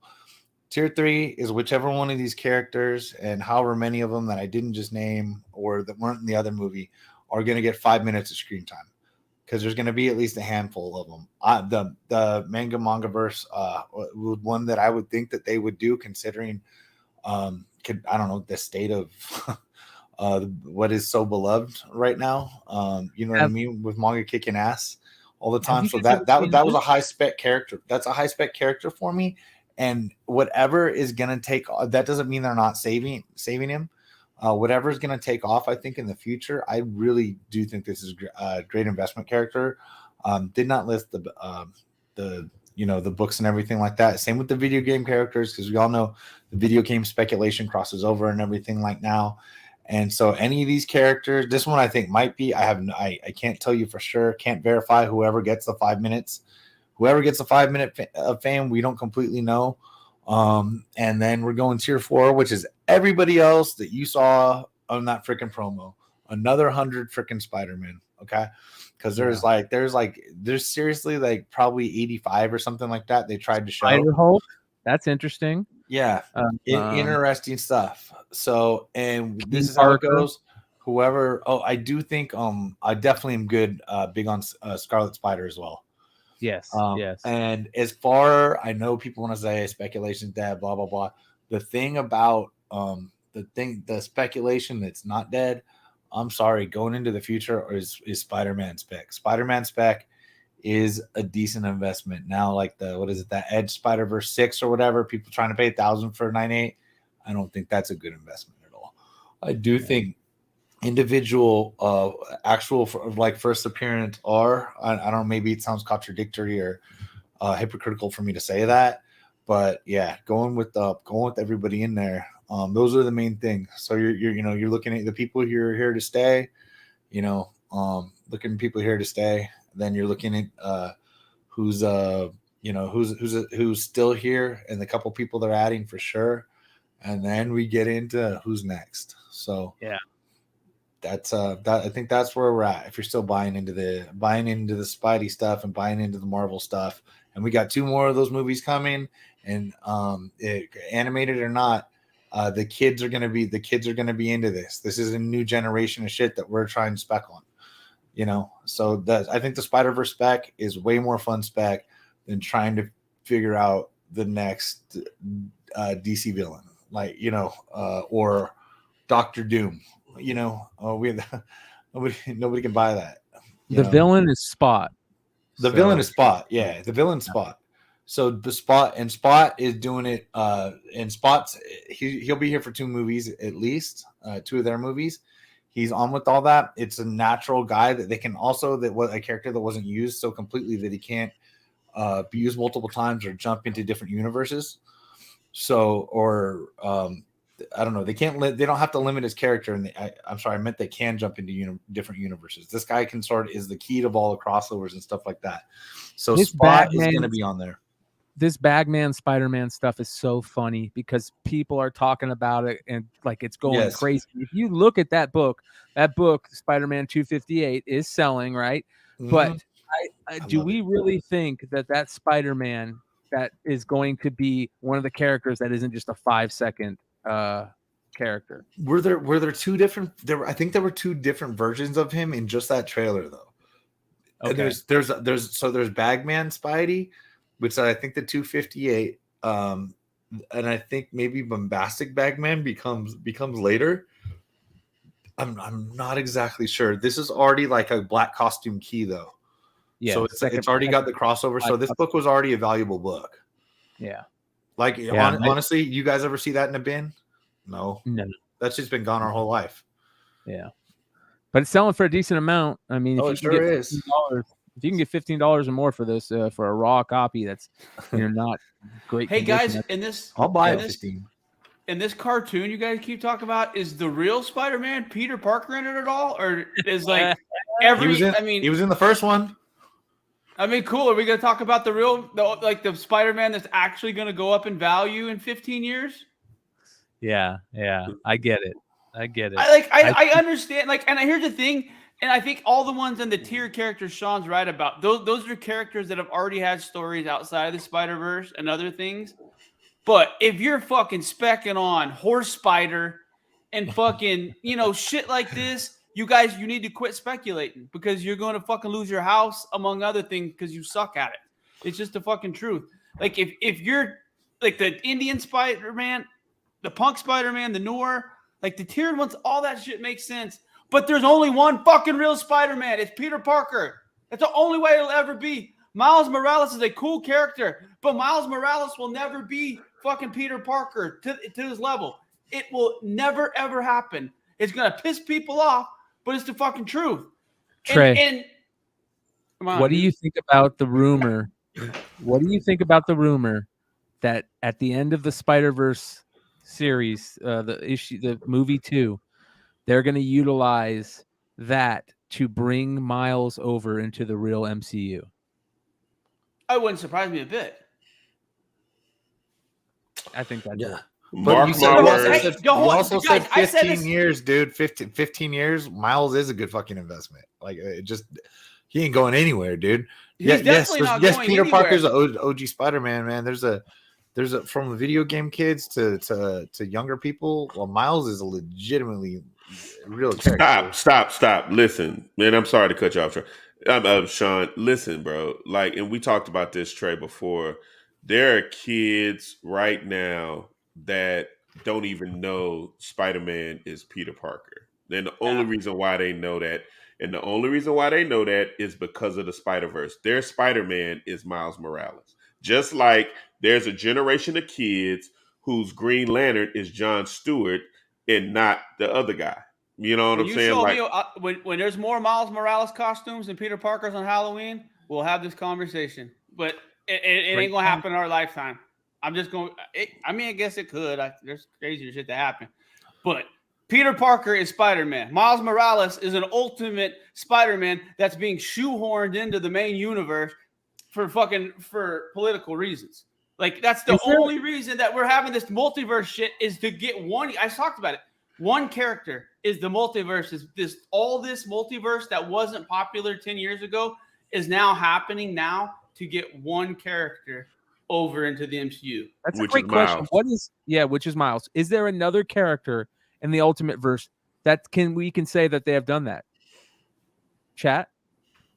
Maybe Spider-Gwen. Okay. I mean, depending on Spider-Gwen. Yeah, if you want to say Spider-Gwen. Depending on whether they're going to go the same way. I thought you meant the comics, but yeah. All of the Ultimate Verse, because that's the non-616, I guess we should say, right? Yeah. Is that he was in the Ultimate Universe with Bendis in like it was I forget what the year was. Yeah, he started there. He was Ultimate Fallout 4. His second appearance is Ultimate Spider-Man 1. Did someone say Gwen? Oh shit! Never did it again. Man, look. Don't worry about it. I can't do it. I'm done. I'm cooked. Hold on. I'm gonna get it. I gotta shit. The Cosmic One just said the best. Can anyone name a Miles Morales villain? Ooh, yeah, Evil Miles. Evil Miles. Miles? The Maker? They actually just did an evil. They introduced a new villain in the new Miles Morales one that came out last week. And Evil Miles is the main villain? Other people can't. Look what Popcorn said. Like he knows, he remembers his universes significantly better than my brain could even imagine. You know what I mean? Yeah, I didn't read Ultimate, to be honest with you. I thought Ultimate was I didn't like the Thor. There's some really good stuff in Ultimate. The Who did that one, Marcus? The guy that did Spider-Gwen, the guy that created Spider-Gwen. Robbie Rodriguez? Yeah. Yep. Does look like Robbie. All right. Good guess, Sean. Evil, the Maker, the Evil Reed Richards, that's a great character. That's a good character. I think that character. Oh, the Maker's a fucking great character. I love the Maker. Yeah. So that's another good character from the Ultimate Verse. I don't know, man. I think it's gonna be interesting. We're gonna see some interesting stuff. We're gonna keep an eye on it. We're gonna continue bringing that stuff to you. I do think. Let's put it this way. I do think. However you're doing it with the kids. You're doing it with the video games. If you want to spec, that's the future. Gwen is not a bad buy. We thought it was halfway a joke when she came. We're like, it's just Gwen Stacy in a variant cover and a Spider-Man. Like, why is that important? But it fucking is. You know what I mean? And that was 5 years after Miles. And I don't think she was brought. I don't think she was brought in originally at all to have anything to do with Miles other than being a Spider-Man. He wasn't part of Edge of Spider-Verse or any of that. Penny Parker in number 5, just some great, good first appearances going there. You know, Noir was the cover of number 3, number 1. I forget. Yeah. Maybe number 1. But yeah, they roll with it. I just think that however they decided to use these characters together, they're going to keep using them. All of them aren't going to hit, but the ones that resonate are going to hit. The ones that resonate are going to get more comics. The ones that resonate are going to get more toys. The ones that resonate are going to get more video games. That's it. This shit's tester shit for, it's going to be a good, entertaining movie, right? If we start seeing, You know what I mean? Like, there's never been TV. I see a lot of Silk cosplay, you know, and because Silk's gonna get her own shows, the only reason nobody has Silk on here, and she literally just got announced a month ago or 3 weeks ago or whatever it was, you know, to have her own shit. So it's just whatever resonates is whatever hits. Cosplay is also a good sign. Spider-Gwen, that dude, since before this was even thought of as an animated movie, people were digging that pink, black, and white Spider-Gwen costume, and none of the men got mad seeing women wear Spider-Gwen, you know, Spider-Gwen costumes and stuff like that, you know. So I just think that there's a future in this stuff. The same way if we're not paying attention to the NFT stuff that I'm learning about, you know, that I'm the old guy sitting here trying to learn it. I'm trying to pay attention to the comic book shit because I read it all and not as much as I should, but love it all. So I just think there's a future with some of these characters, and I can't tell you exactly. I can tell you a few, can't tell you for sure all the rest. We'll see how it goes. I'll say it again. When Miles Morales movie does $1.916 billion globally, come holler at me. I'm finna tell you when it's gonna happen. When it's gonna happen on one of them MCU movies when they introduce Miles in the end credit. Remember that's when it happens, because that's when all hell breaks loose. 1.96. No, it's starring in his own movie.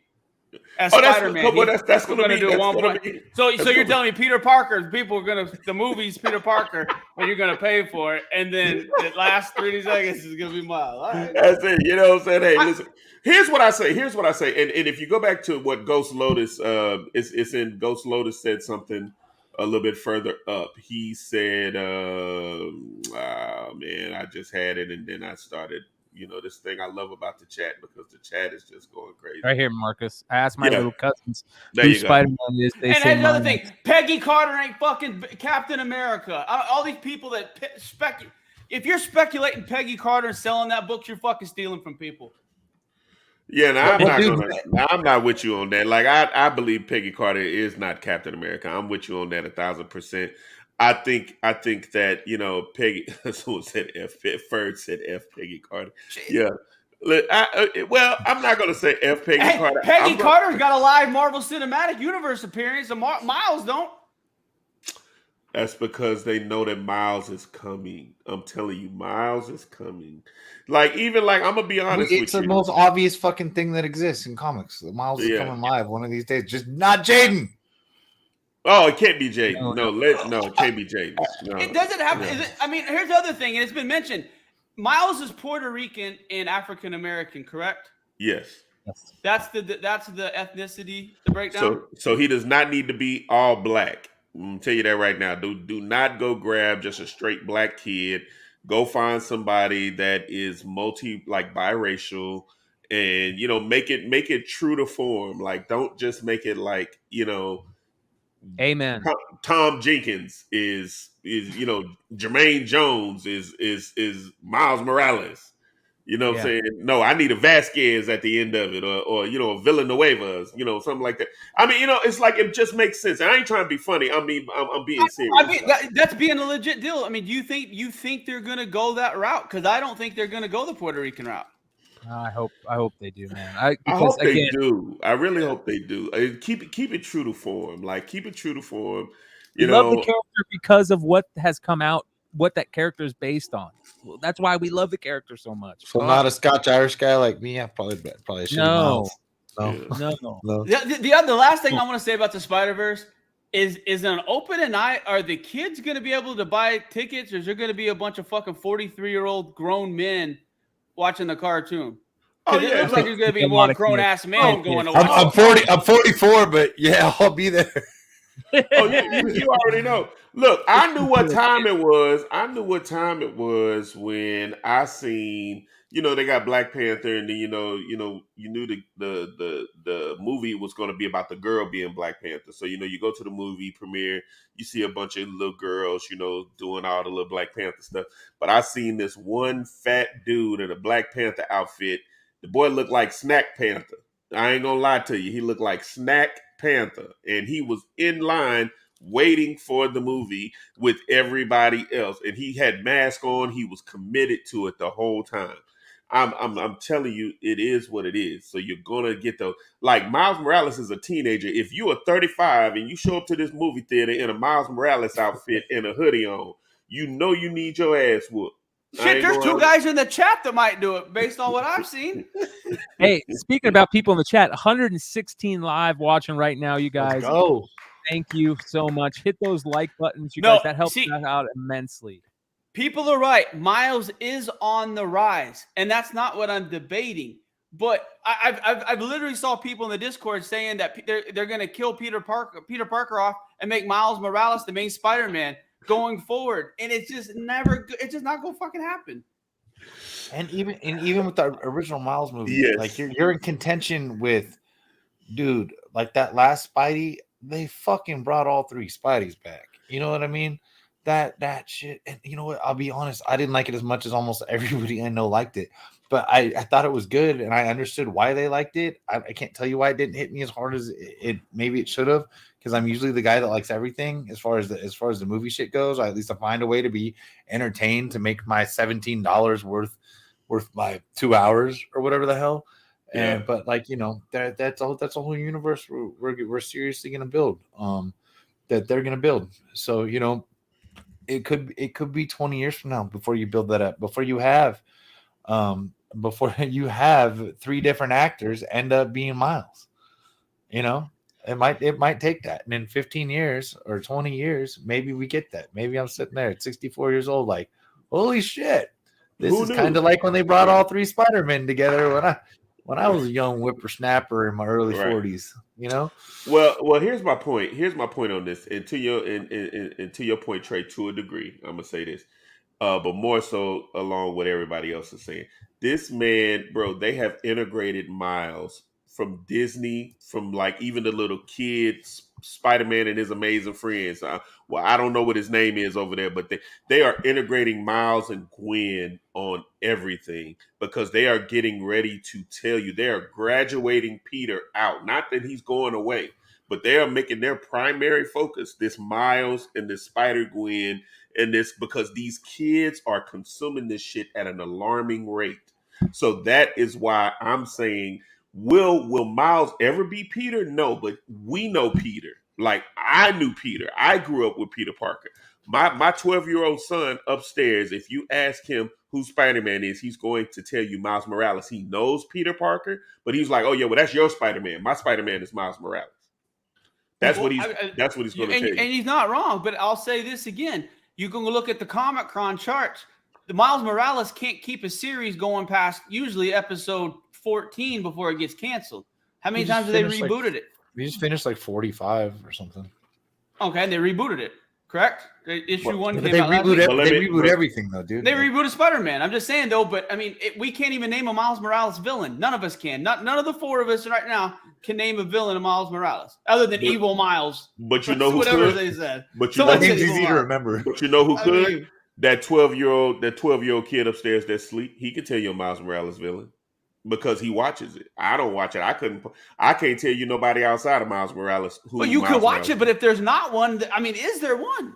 Like, I mean, I'm not saying like, is your son or is it your daughter? Son, my son. Does he reads Miles? Yeah, he reads. Well, he reads Miles. He actually reads Miles. That's what I mean. Like, people, I've said this for years.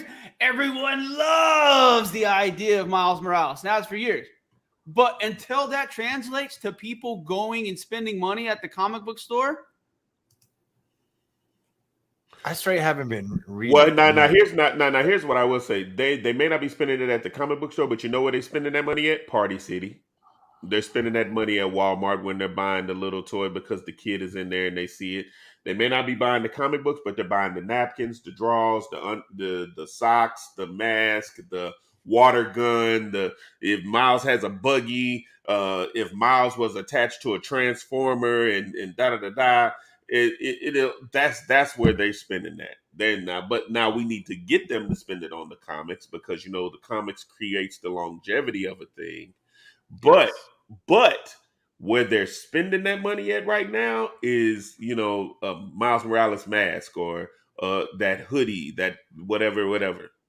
I just, it is what it is. Yeah. All right, you guys, I want to say thank you again for everybody being here. Make sure you guys check out the Discord, the OTR Discord. You guys can find a link in the description. I've already dropped it in the live chat for everybody there. We got some great giveaways we're doing over there. We got some great plans. Yeah, that's where it's going to be. And like I said, with the way that YouTube is handling things, we're going to be doing a lot more stuff in places like Discord and places like members only stuff, different places. We're going to change everything up, and we're going to spend more time rocking with the people that rock with us, period. So that's the way it is. Dwayne said, long live Snack Panther. Yeah, I'm telling you, Snack Panther, baby. That boy was in there. Man, listen, it was Black Panther with the belly. Black Panther with the belly, baby. Like, his boy was out there. That boy was eating Cheez-Its, and you know what I'm saying? He was Wakanda forever. You know what I'm saying? We love to talk about the music industry on the show. We have two hosts and members of this channel that are big parts of the music industry, aka Marcus and Vinny, and we all enjoy talking about music, period. And I found out something amazing the other night. One of the things that we've talked about behind the scenes, especially for OTR, is trying to find those cool, maybe say celebrities or athletes or musicians that are into collecting cool things, whether it's comics, cards, toys, music, what memorabilia, vinyl, whatever it is, sneakers, and getting them on to talk about their collections. And I was blown the fuck away last week when one of our community members let me know that one of my all-time favorite hip-hop artists, Kwame, is a huge comic book toy collector. Like, yes, maybe, dude. Yes, I couldn't fucking believe this shit, bro. Yeah, he goes to the cons and everything. I think he sets up at cons, he sells at cons, the whole 9 to 10. Kwame, yes. Kwame, and I saw this. This is he says, big shout outs to the real Bazooka Joe for incorporating me into their 75th anniversary. That is awesome. So congrats to him for that. Really, really cool. I really want to get Kwame on the show. I'm a huge Kwame fan from way back in the day. It was one of the first 3 albums that I ever bought, was that first Kwame the Boy Genius album. And it's fascinating. Still, I listen to it monthly on a regular basis. I'll throw that in and listen to it. So I'm really looking forward to at some point getting Kwame on the show. We're gonna try and reach out to him and get him on the show soon. But I want to let everybody know to go check out his YouTube page. He just started his YouTube page. He has 55 subs. Let's try and get him to 1,000 subs. Help him out. He's got a lot of great content over there. I mean, look at it. He's only got 55 subs and he's got all these videos already. So let's help him out. I'll put the link into the chat for Kwame's YouTube channel. But you guys can see it. It's Kwame Vision 2600. Go check it out. Sub up. Let's help him out. And if any of you guys enjoy Kwame's music or Kwame's content, hit him up. Let him know that we really love him over here, and we want to try and get him on the show.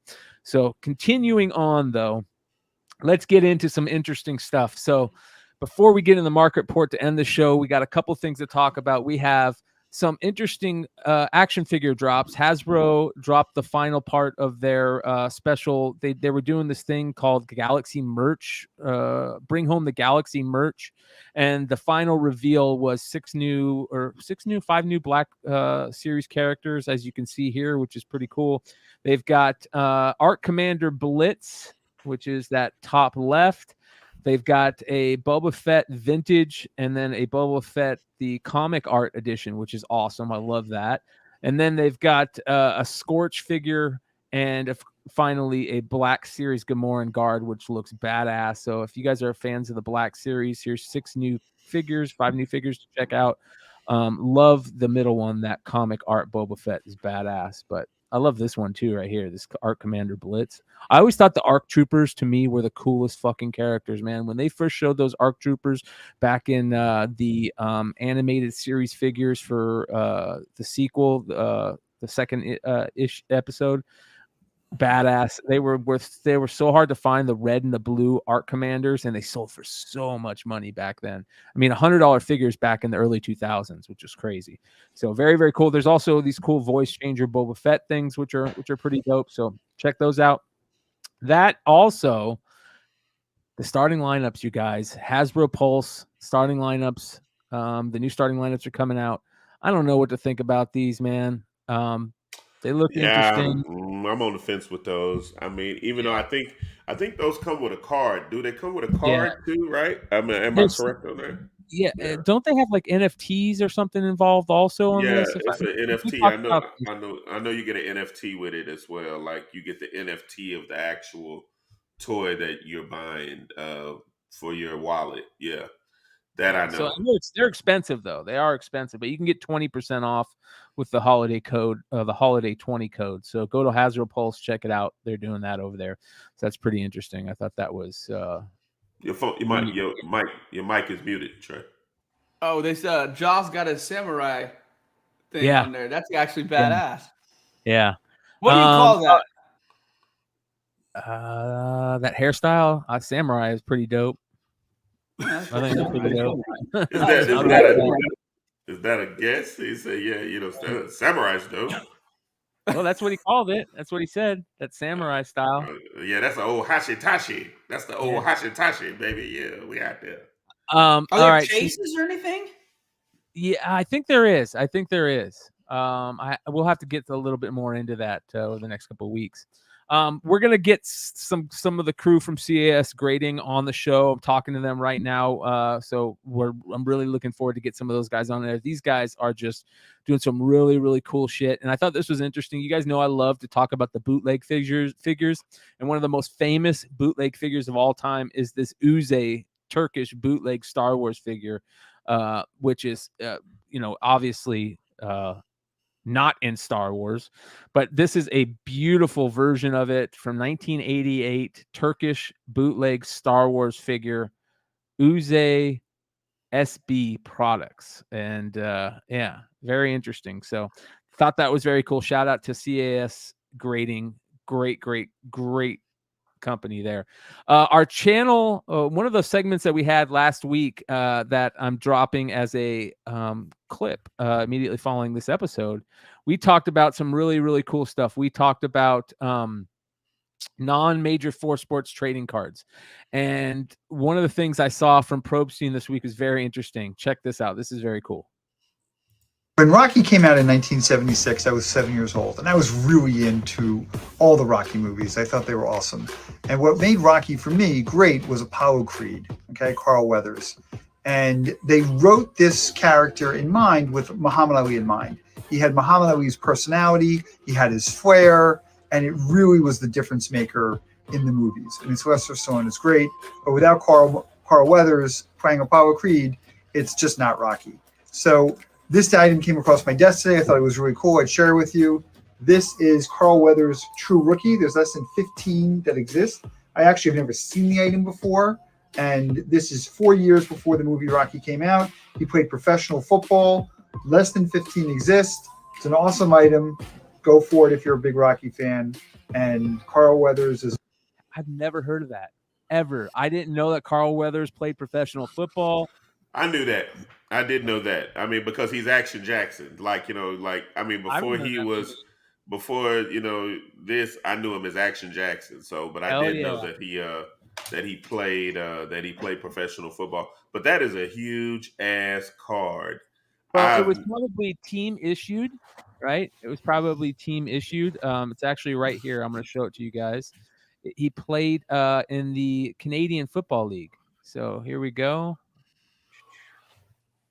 Right here, Royal Bank Lee's Leaders BC Lions Player of the Week, Carl Weathers. So, there was a Carl Weathers. There was a Carl Weathers that played for the Raiders back in the 70s. That's not this guy, but yeah. So pretty First cool. of all, Carl Weathers' mustache covered his whole left to right, complete face. It's like it's from cheek line to cheek line is the mustache. Like, well, I'm going to show you my favorite Carl Weathers card. even though I hate Allen and Ginter, that's a fucking cool card right there. I didn't even know that existed. All right. So really, really cool. I'll never get that movie. And he's talking all that shit dancing, and then he just fucking that Russian kills him. Yeah. James. Yeah. They had James come out, living in America. He was just nation to nation. I thought James was about to die right there. I thought James was about to check out.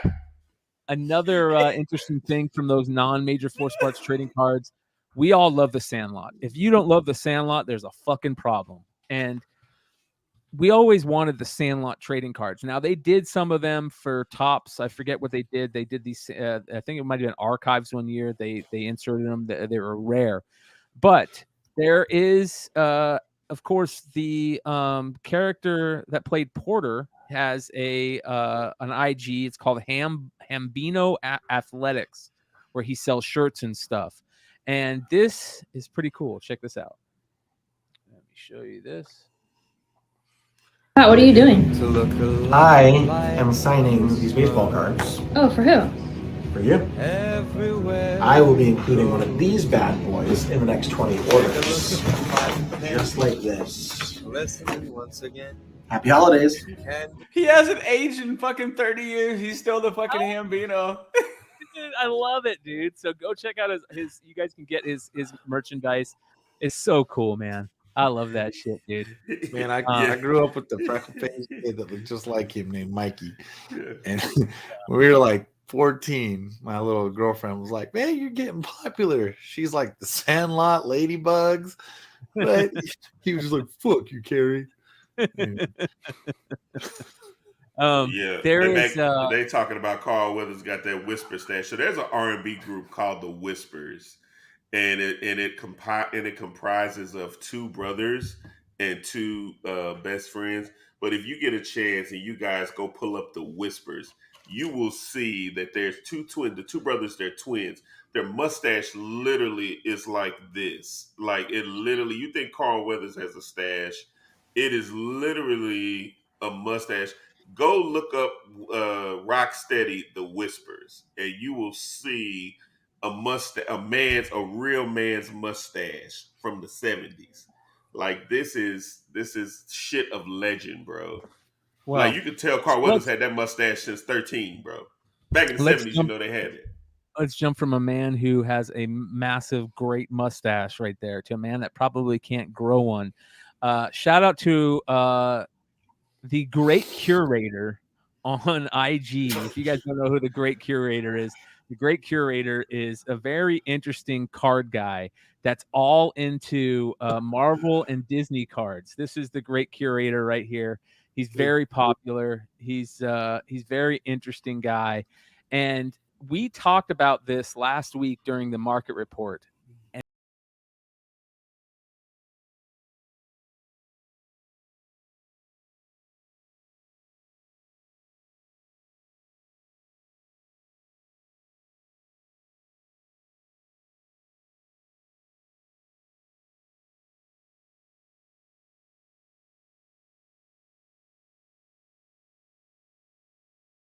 So that is that super rare convention Crimson Strike team that we saw last week, that we showed that looked so great in the case.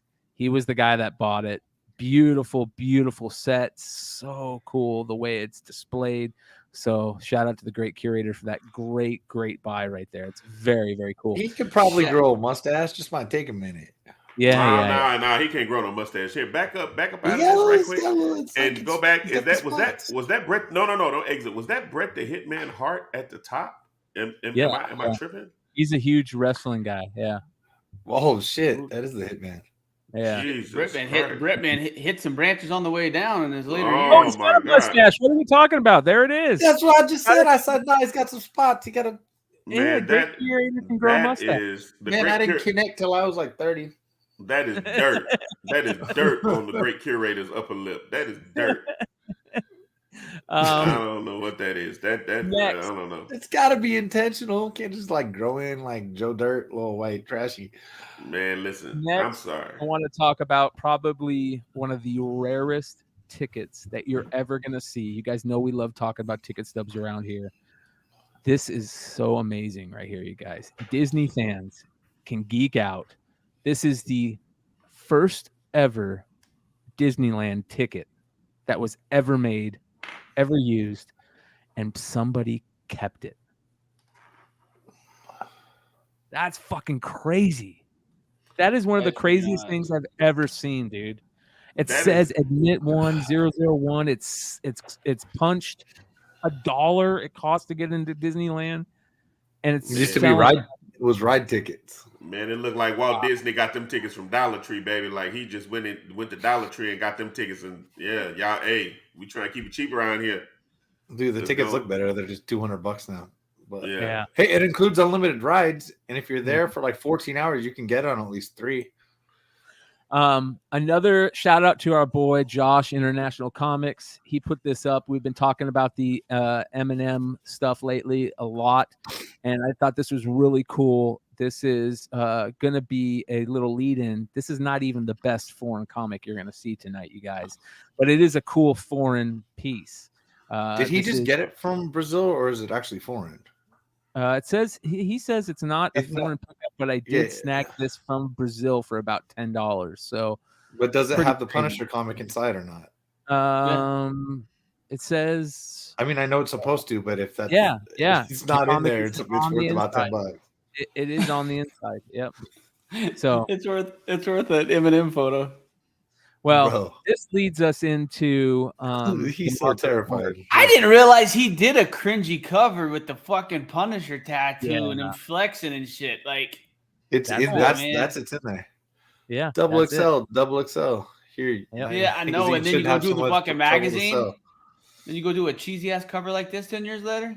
Well, you got it, Josh. All right, good shit, dude. This has not the comic. It's in the pages on the inside. It's not the actual comic, right, Josh? Because it is. The actual comic, it's like glued in there. No, it's in there. No, it's an insert in that comic. The M&M comic is inside this. Didn't we look at that last week? Am I wrong?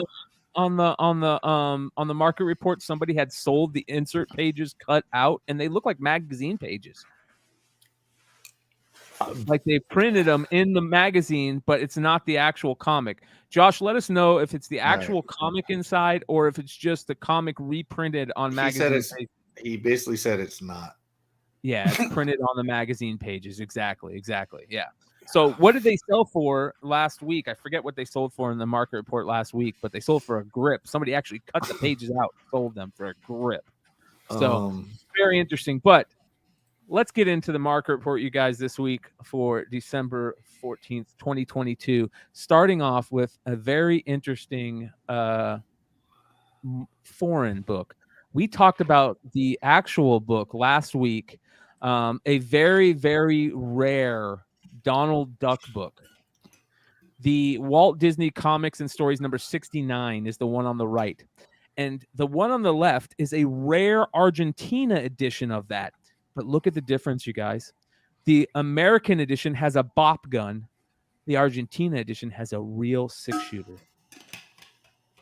Wow. Holy cow. I see. All right. Guess which one is probably the original art? Yeah, no shit, huh? That is crazy. And whoever got that for $66. And finger legit on the trigger also. Yeah, on the trigger.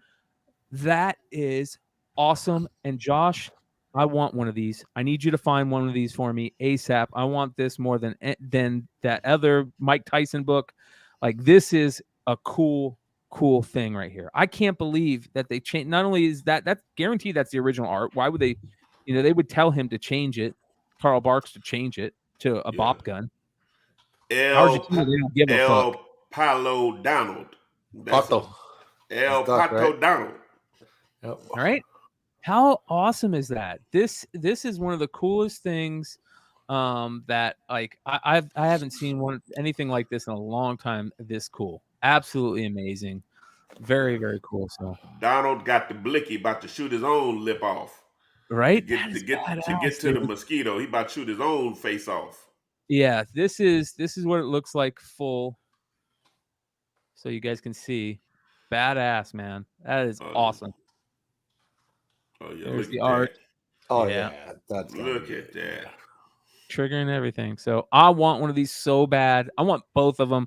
But whoever scored that for $66, congratulations. That is a score. All right, continuing on. Couple books this week sold much cheaper than they did last time. Now, I get it. The one that sold for over 10 grand was a signature series book, but a 9.8 unsigned sold for 6,300 of the My 608 God. RFP. Yeah. Shit. Yeah. I was gonna go ahead. And Yeah, pretty big drop on that from a couple months. So another pretty big drop. How about this one, you guys?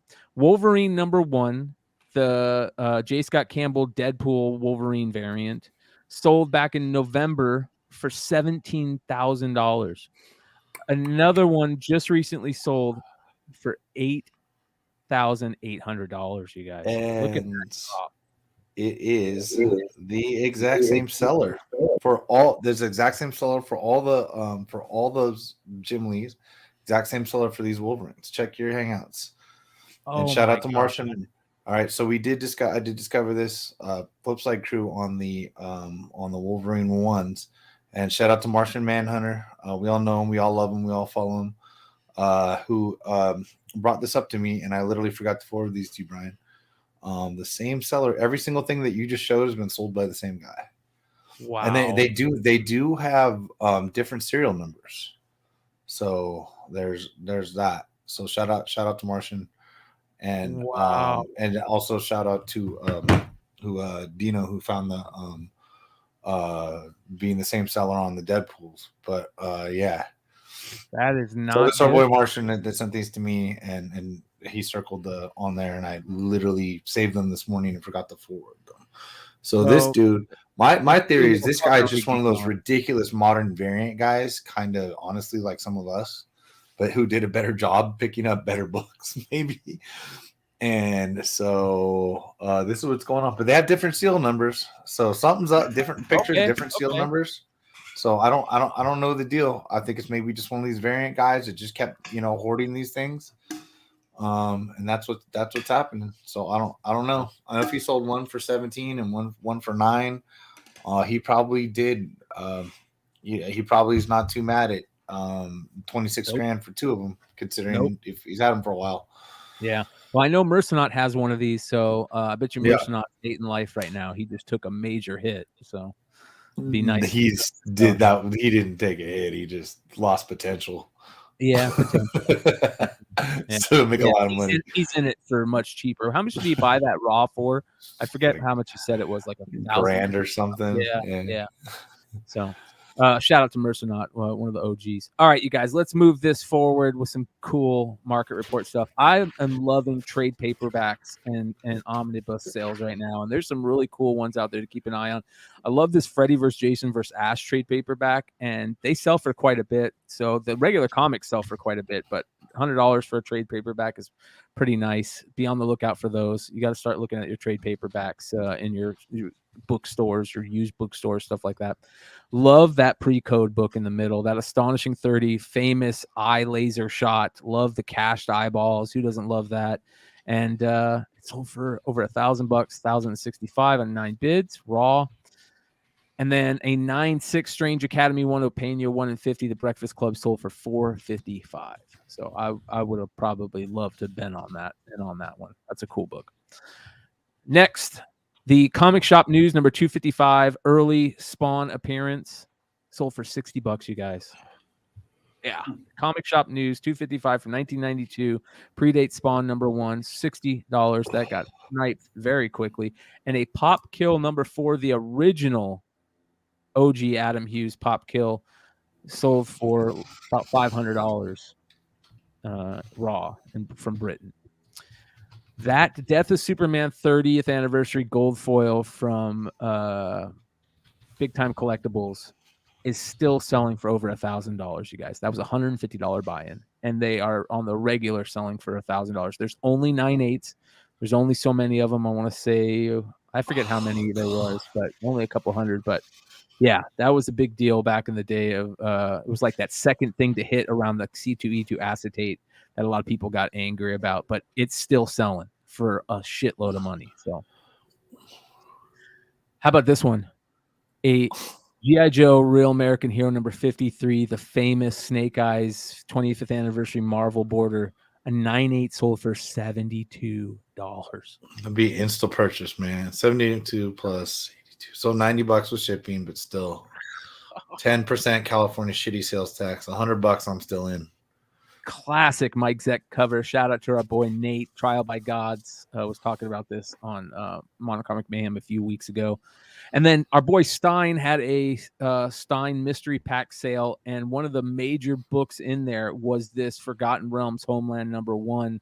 That book sells for a ridiculous amount of money, like $600-700. Somebody picked it up for $100. Probably because of the shipping price, dude. Yeah. That's just like a slap in the face, you know? For 1860, some motherfucker better drive that to my house. I'm telling you, I got issues with 1860. I'm with Sean on this. Spirit I know with what fucking. Yeah, Spirit with no luggage is like 1860.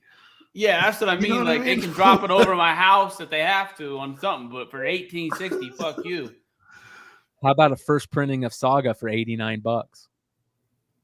That's about what it should be worth. Honest to God, we've talked about it. Saga, it's a fucking Taco Bell commercial. That's the extent of what people. It's a raw book. Dude, I'm 89 on in all fucking. That's what the fucking you should pay for a fucking image. I mean, I'm being serious. They printed a gazillion of them. That's about what you should pay for that book. I'm in at 89. I'm not disagreeing with you, Trey, but I'm in at 89. Oh, I love that. People have gotten so used to these bullshit prices of comic books for the last 8 years. Get ready, because these prices Bryan are posting, they're going to get worse. They're going to get a lot worse. And at the news today, it's going to make it even. Like I said, it is a buyer's market. If you're lucky enough and your finances are in order and this recession isn't kicking your ass like it is a lot of hardworking Americans and other people, then there are some opportunities to buy. But at the same point in time. Like a Neil Adams signed Deadly Hands of Kung Fu Bruce Lee special from 1975 for $89. Classic Neil Adams cover. Very few Bruce Lee comic book appearances at all. That is the best one in my opinion. And it's signed. Gotta love that. Raw. Yeah, I get it. $89. Who took Neil Adams from the cons of buying the biggest fucking gaudiest spot at every convention? Good question. I guarantee he spent $100,000 a year minimum on just locations at cons, because he had the biggest, best setups everywhere he used to go to. Maybe Steranko sliding in. There's not many of them left, Trey. Alex Ross, but yeah. Alex Ross brings a fucking semi. But yeah, I get your point for sure. Sal Abernathy. Here's another trade. The Collected Sam and Max Surfing the Highway trade paperback in ungodly, terrible condition, sold for $130. Yeah. And I love this comic. Speed Comics number 38, a homage. This is the homages that I love that aren't straight ripoffs. An homage to the classic Iwo Jima flag picture from World War II. It sold for $251. Now I feel like that's a great buy. Cool cover. Very cool cover. Next, we've got a TV guide from 1953 with George Reeves' Superman on it. Sold for $112. Pretty cool. One of my favorite all-time things as a kid was watching old movies with my grandmother. Like, I would watch these old movies from the 30s with, Marlena Dietrich and Betty Davis, and just like these old movies from the 30s, man. And I loved it. And back then they would play like those old cartoons from Warner Brothers back in the day. And one of the most famous ones that I remember was this one where they characterized these old 30s movie stars like Humphrey Bogart, and they looked so funny. And it was a famous cartoon that I always loved. And that picture right there, that Julius Kroll character, totally reminded me of that cartoon. and it sold for $199. And if I had known, I probably would have bought that for sentimental reasons. Pretty cool thing. Love those. Awesome. Yeah.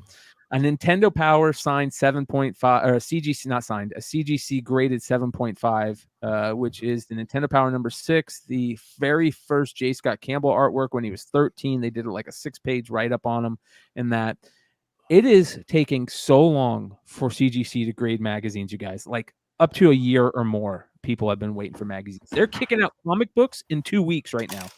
Magazines is taking a fucking year. That's a problem. That's got to change. Because I would be sending in so many magazines right now. $200 for less than $200, you could have got that for a 7.5 Nintendo Power. Pretty cool Nintendo Power. Speaking of X-Men earlier, one of the coolest things back in the day was when Onslaught was coming. I'm not a big fan of where it ended. It wasn't terrible, but I thought the Onslaught stuff was so cool. And I remember X-Men 54, his first appearance, like non-cameo appearance. They did that prismatic special foil prism edition. And they were so hard to get in high grade. And a CGC 9.6 with the COA was $75, man. I'd have been all over that book. I think that's a cool book from our childhood. So pretty cool. Or teenage years. There's the Peter Porker Spider-Ham, a 9.8 Marvel Tales #1, sold for $340. Pretty cool book. 38 bids. Yeah. Crazy. Spider-Verse. Have you guys ever seen that Hobbit book? I've never even heard of that book. Eclipse Comics, The Hobbit #1 from 1989. A 9.8 40 bids. 40 bids, yep. Y'all are gonna be mad at me. I had that book. I bought it in a collection. I didn't know what the hell it was. I sold that joint for $20. Yep, I'm not surprised, dude. That's the type of shit that I love, though. We never know what we're gonna buy, and that happens a lot in video games. We'll get into that here in a second. There's the kind of book that's $8 at $8, and then the 9.8's $400. You know what I mean? Yeah. Right. Oh shit! Nope. There's only like 4 perfect ones. But there's the real comic from the XXL collaboration. A 9.8 sold for $1,800, $1,876. Next Saturday on Modern Comic Mayhem, we're going to do a cool little thing about Christmas comics. It's always fun to go over some Christmas comics and share some of our favorites. There's a couple Christmas comics that sold well this week. This Famous Funnies #5, the first comic book Christmas cover from 1934, a CGC 6.0, sold for $2,300 on 41 bids. That's pretty cool. And then Fat Albert #1, Gold Key, first appearance in comics, an 8.5, sold for $600. Hey! It's Fat Albert, and I cool. got a song for you. Isn't it sad that we couldn't even get Fat Albert in today's society? They'd call him, pleasantly plump fucking bird or some shit like that. Yeah, They'd bro, be on.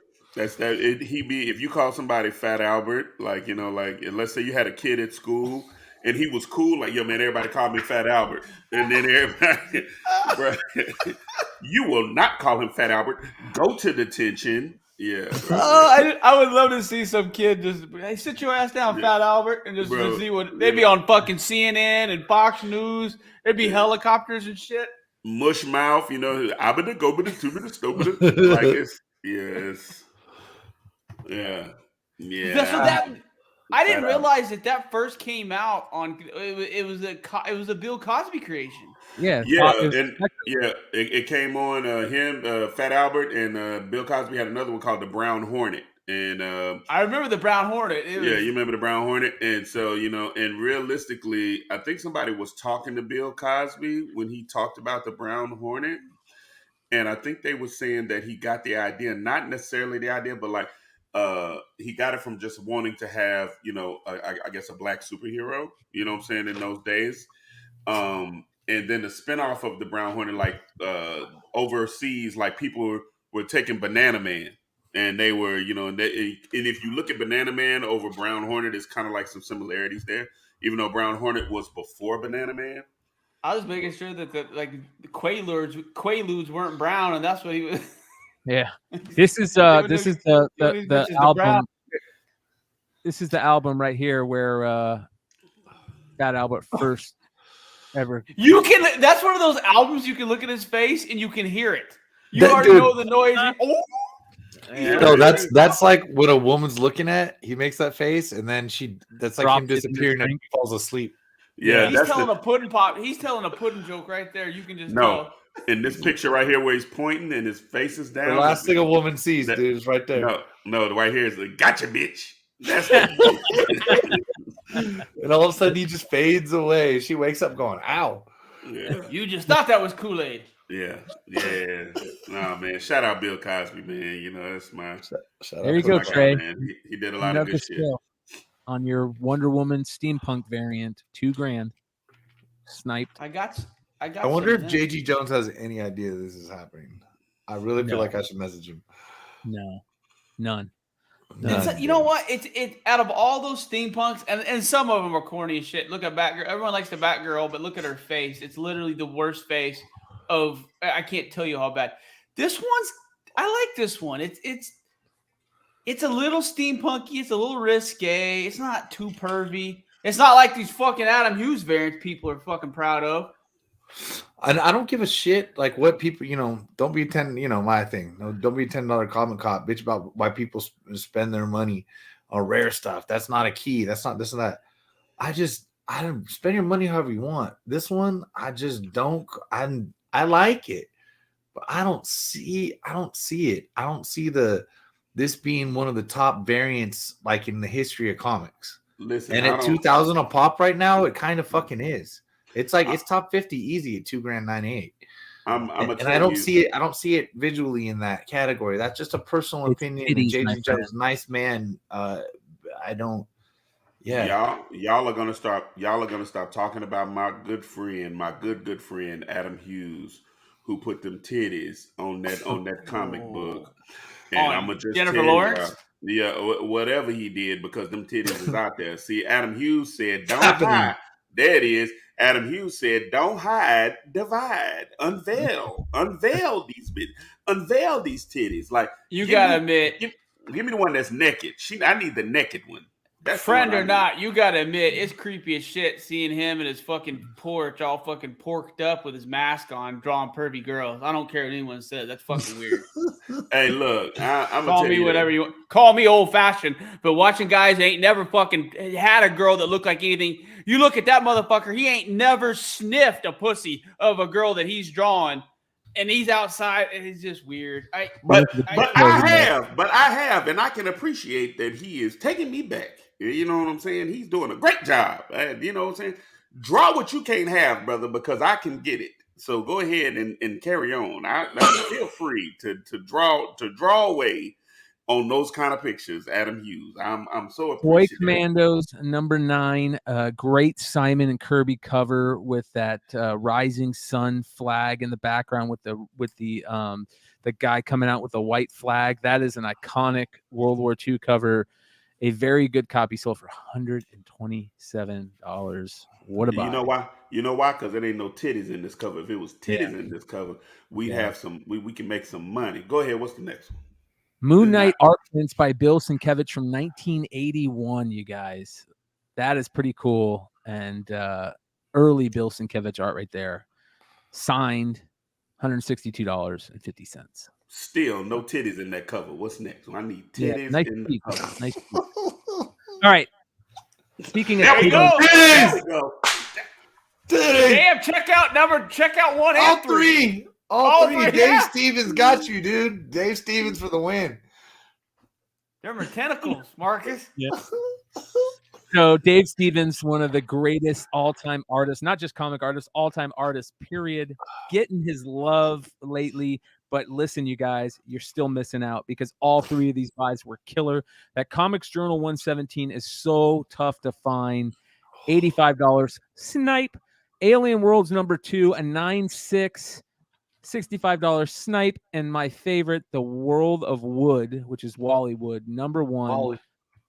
The 1986 signed cover by Dave Stevens. Signed. Anytime you can buy a signed Dave Stevens book for $75, woo! That's my kind of cover right there. Damn the signature. That's my kind of cover right Tentacles there. and everything, bro. Tentacles and everything. Those my tentacles. Next, one of my favorite all-time Silver Surfer covers. I love that Silver Surfer Black #5, the 1 in 500 with Galactus in the surfboard. Sold for $171. The Marvel Previews 95 is continuing to drop, $229 on an 8.0. And the Saga RRP, a 9.8, sold for $3,300. And it's the only, I repeat, the only Saga RRP that anybody out there should be buying. Stay the fuck away from those Turkish reprints. There's a ton of them, and they're going to continue being a ton of them. Don't buy them. Even know. I didn't know that was a thing. I thought it was only 500 of these. This is what I want. I don't. Thing. Yeah, but the Turkish reprints are small and they're like $20. But yeah. Yep. Stay away. Stay away. Trust me. Do not buy them. Next, International Josh is a big Turkish guy, though. He's sent me some really good Turkish tips on Discord the last week. International Comics. His name's Josh. Really good guy. He's got some good Turkish spec if you guys need some.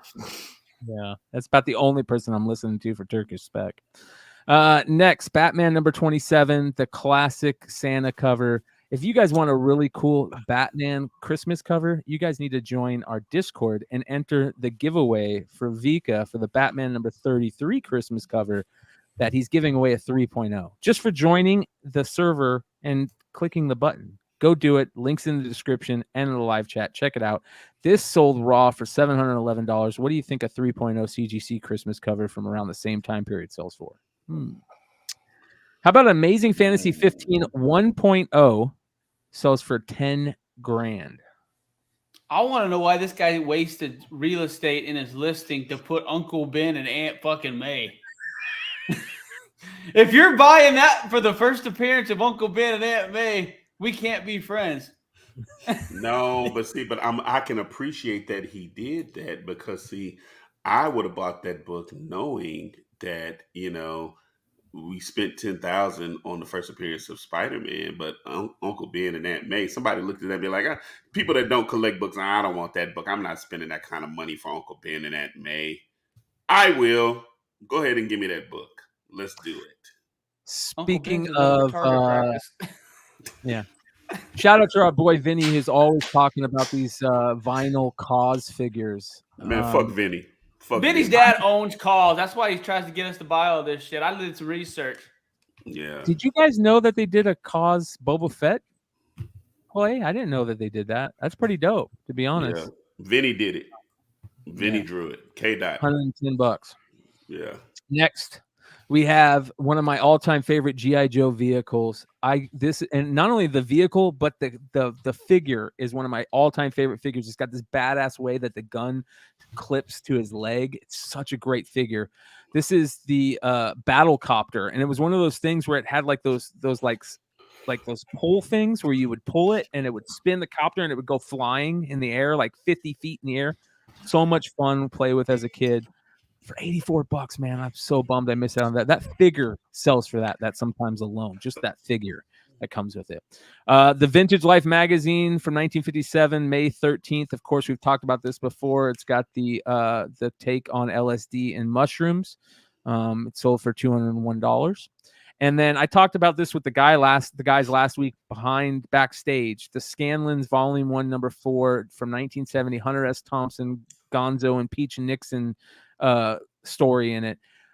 Another copy sold for $200. For some reason, this magazine has sold a bunch of issues lately. I don't know. Pretty cool to own the original Rolling Stone where Hunter S. Thompson wrote about Fear and Loathing in Las Vegas. That would be cool. So be on the lookout for those. Bunch of cool magazine stuff today. How about this, you guys? Vibe magazine from February 1996. The famous Death Row cover sold for $271 on 27 bids. Bro, I had that book. Jesus Christ. I 100% fucking had that. Yeah, bro. I had all that, man. I had a subscription to Vibe, a subscription to Source.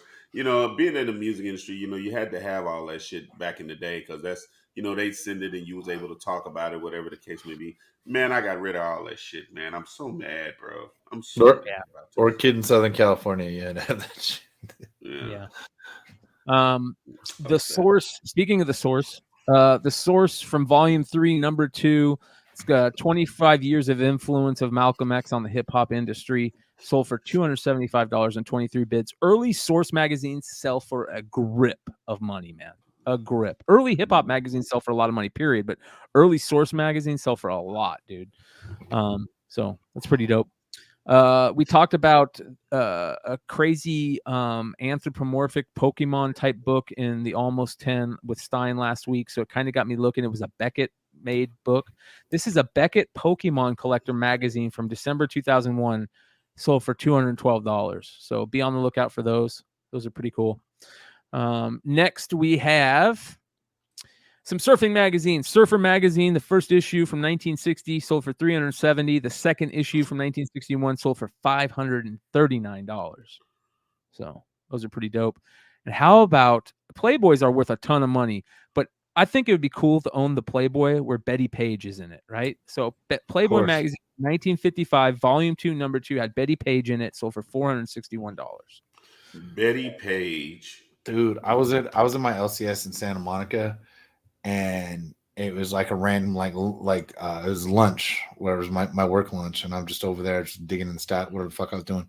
So the owner says, hey, do you collect Playboys? If you do, we have all of these, and there's like hundreds. I will walk outside and throw them in your trunk, right? And I honestly, as my LCS shopping there constantly, everything like that, I was like, no, I don't like Playboys. Boy, I said they load this shit up. Come on, Dude, come on here. Oh, dude, but immediate reaction. No, trust me, right now, I wish I got a trunk full of Playboys. They'd be in the garage, and I'd be going through them.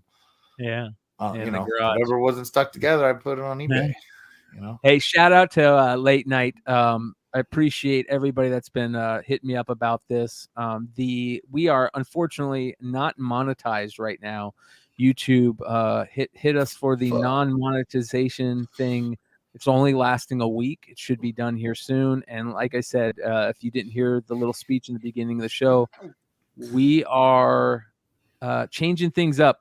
You're going to see a membership showing up here soon. And for people that love watching the live shows, it's probably going to be membership based. We're going to continue to clip stuff. But for those of you guys that love this show, that continue to rock with us, we appreciate you guys more than ever. So it's just the way the world is sometimes. So listen, monetization coming back soon. It should be back already, but I'm just waiting for them to update the system. Yeah, listen. So we don't have Super Chat today, but we do have Cash App. Let me send you my Cash App. I'm gonna put it in the chat, y'all. Feel free to send me all that Super Chat money, and I'm gonna make sure it get to where it need to go, baby. I got it. How about that? Y'all. Look at that Master P, old school Master P, 480 magazine, dude. Ghetto Boys. Master P. Who's like Ghetto Boys? Oh my god! Back when the Ghetto Boys were still together. Dude, was that a countrywide magazine? I literally 480. I bet you it was a Northern Cali type magazine. Where's the what? It might be a Northern Cali type magazine. No, because then I know. Wasn't Master P in Richmond or at that time, or was he in Louisiana then? In Louisiana, he's always been in Louisiana. Then he I don't think he's ever been. He wasn't always in Louisiana. He was in Richmond for a long time. Richmond, California, man. Haven't you ever heard that Too Short song where he calls out Master P from Richmond and rapping Forte? This is after he had blew up because Bout It came out of Louisiana. His first hit was Bout It, and that came out of Louisiana. Then he moved to probably California. Dude, two pagers. Look at that. Yeah, I know. And a Star Trek. Yeah. So that sold for $169. Like I said, they'll sell for money, big money. Earthbound. This is going to show up a couple times in here, I think. But that Earthbound video game sells for a crap ton of money every time. The unopened, it's not unopened, but it comes with everything. Like what are this? I forget what Vinny calls that. CIB maybe, complete in box. Complete box. $26.50 on 30 bids, you guys. It's a Super Nintendo game. So yeah, that's one of the rare ones. That box, like you said, that box goes for crazy money. Anything associated with that game goes for crazy money. yeah.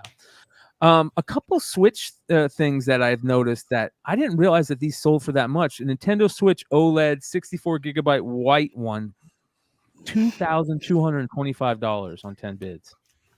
Yeah, Why? big money because I think the white one was like the harder one to get. It's interesting.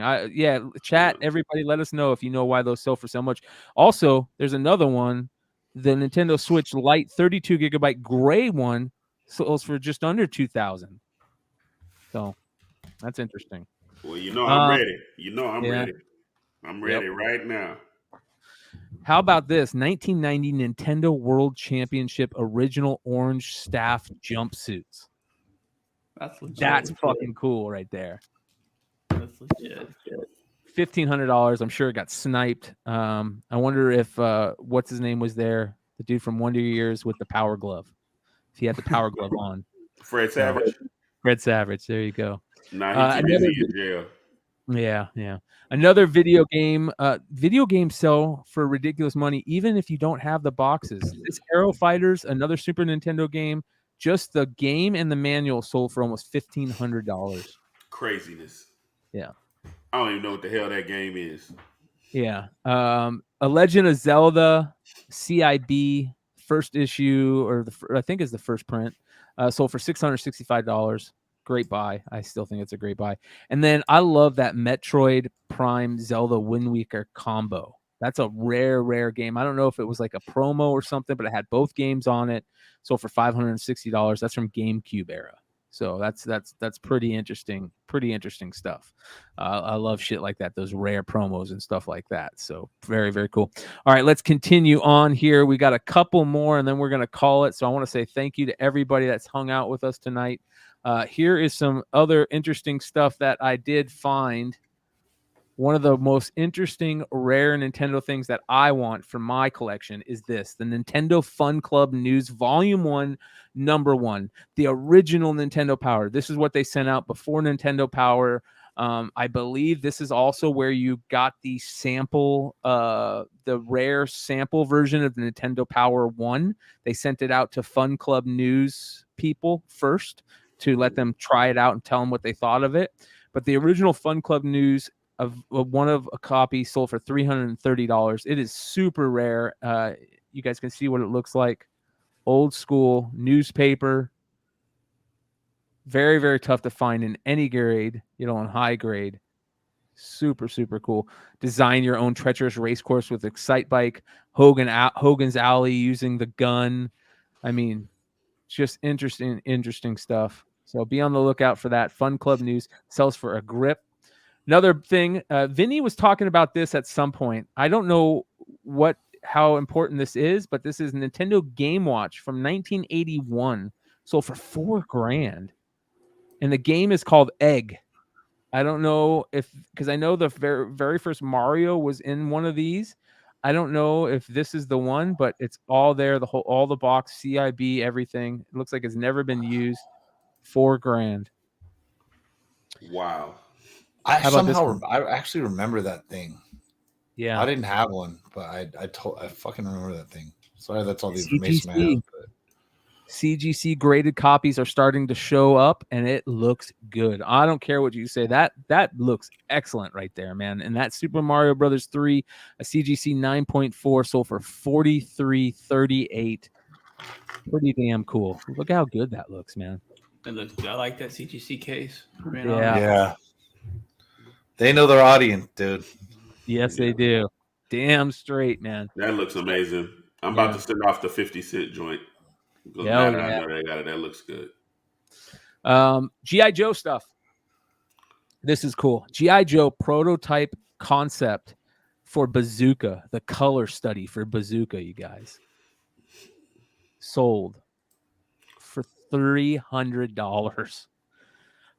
That's crazy.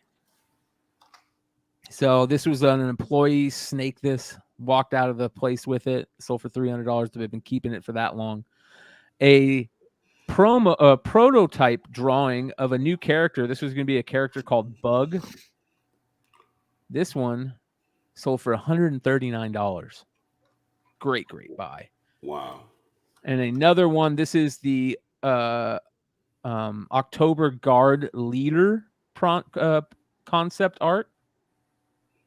If you remember the Russian October Guard set that they came out with, that sold for $156. And this right here is super cool. G.I. Joe prototype packaging department artwork reference, right? It's reference for the people working in the art department. Look at that. Beautiful poster. Fucking dope. That's badass. Yeah. That is fire. That is awesome. It's got all the vehicles, all the new characters. It was referenced for the art department. Sold for $1,300, 26 bids. Next, we've got Centurions. I remember Centurions, man. Centurion toys. So cool from way back in the day. 3 figures and the little sets sold for a grip of cash. Look at these old school Centurions. Great nostalgic toys from the 80s.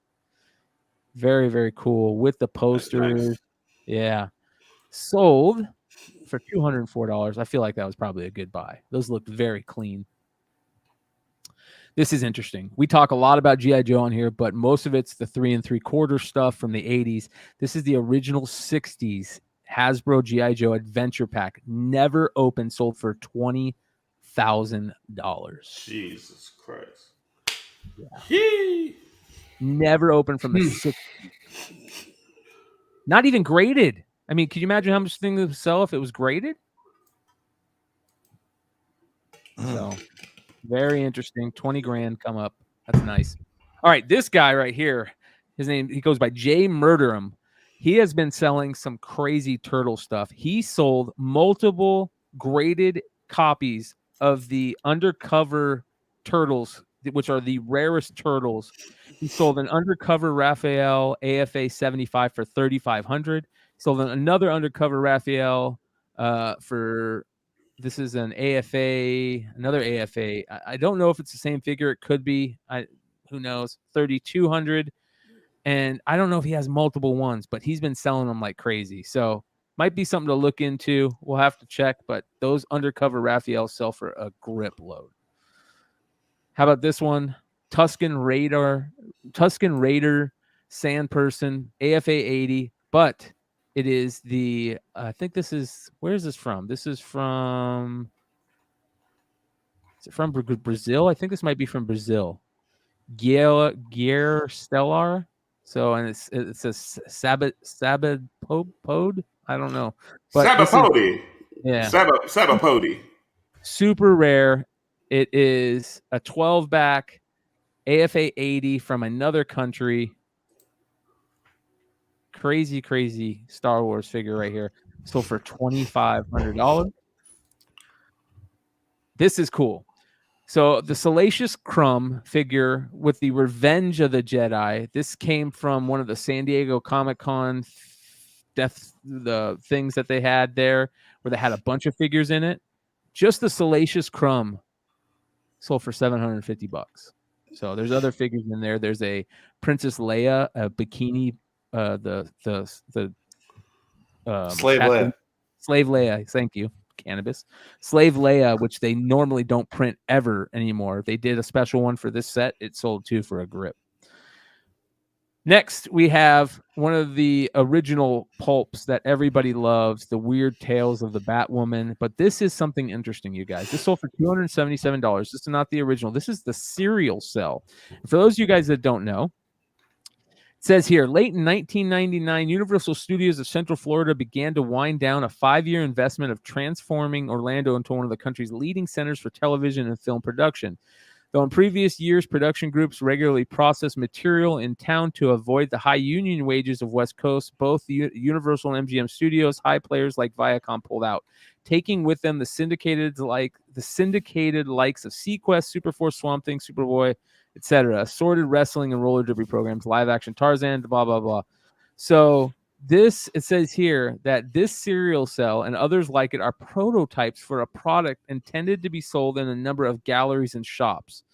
And this lady has a ton of them. And this thing sold for $277. Pretty cool old callback to the original Batwoman pulp. That's a very famous pulp from back in the day. So I love stories like that. This is cool. Original art from Nova #3, first group appearance of Miles, Miss Marvel, and Sam Alexander. That page sold for $305. Look how dope that is. Very, very great art. Very cool art. So fire. Yeah. Very cool. Here's the actual page right here. You guys can see that. $305. Nice OA pickup. This is interesting.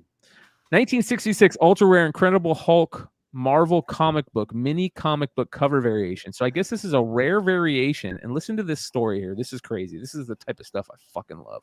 1966 ultra rare Incredible Hulk Marvel comic mini book color cover variation. They printed on a puzzle joke book cover stock, possibly the only one in existence. Ungraded, super nice, seems unopened. Supposedly, Marvel requested 3, quote, psychedelic variations, of which this is one. Pretty damn cool. So I love that psychedelic part. Almost looks like it's printed on blotter paper, acid blotter paper. It's really cool. Yeah. Next, we've got Sean. Do you know much about this? Yeah. The promotional comic from Image. It's real thin. It's like 8 pages. It's actually really tough to find. But it's not super rare, but it is from that. So it's the pre-MV Creations when it was almost, I don't know how to describe, like the space anime looking different Motu shit they tried to come back with. I mean, it definitely used to sell for more than $6. I don't know if it was I don't know. People just haven't brought it up. I've got fucking at least a handful, if not like 10 of these things laying around. Cool. But yeah, promotional book. So pretty dope. Used to probably hit 25 was probably the height of that thing, and probably people start thinking about it. So okay. This is another interesting thing. Production art for Amazing Spider-Man Annual #2, the Ditko cover. Now, this guy is selling a ton of this stuff. These are the film cells, the acetate cells that they used for advertisements back in the day when they would put advertisements for other books in books. And this is one of those film cells, I guess. This guy had a ton of them. If you look at what he said, this sold for $201. But if you look at what this guy has sold, he sold a ton of classic covers for this stuff. Strange Tales 163, Hulk 128. I mean, it's just Miss Marvel #20. So he sold a lot of these rare production cell acetate things that they used for advertisements back at Marvel in the day. So pretty cool. And then finally, you guys,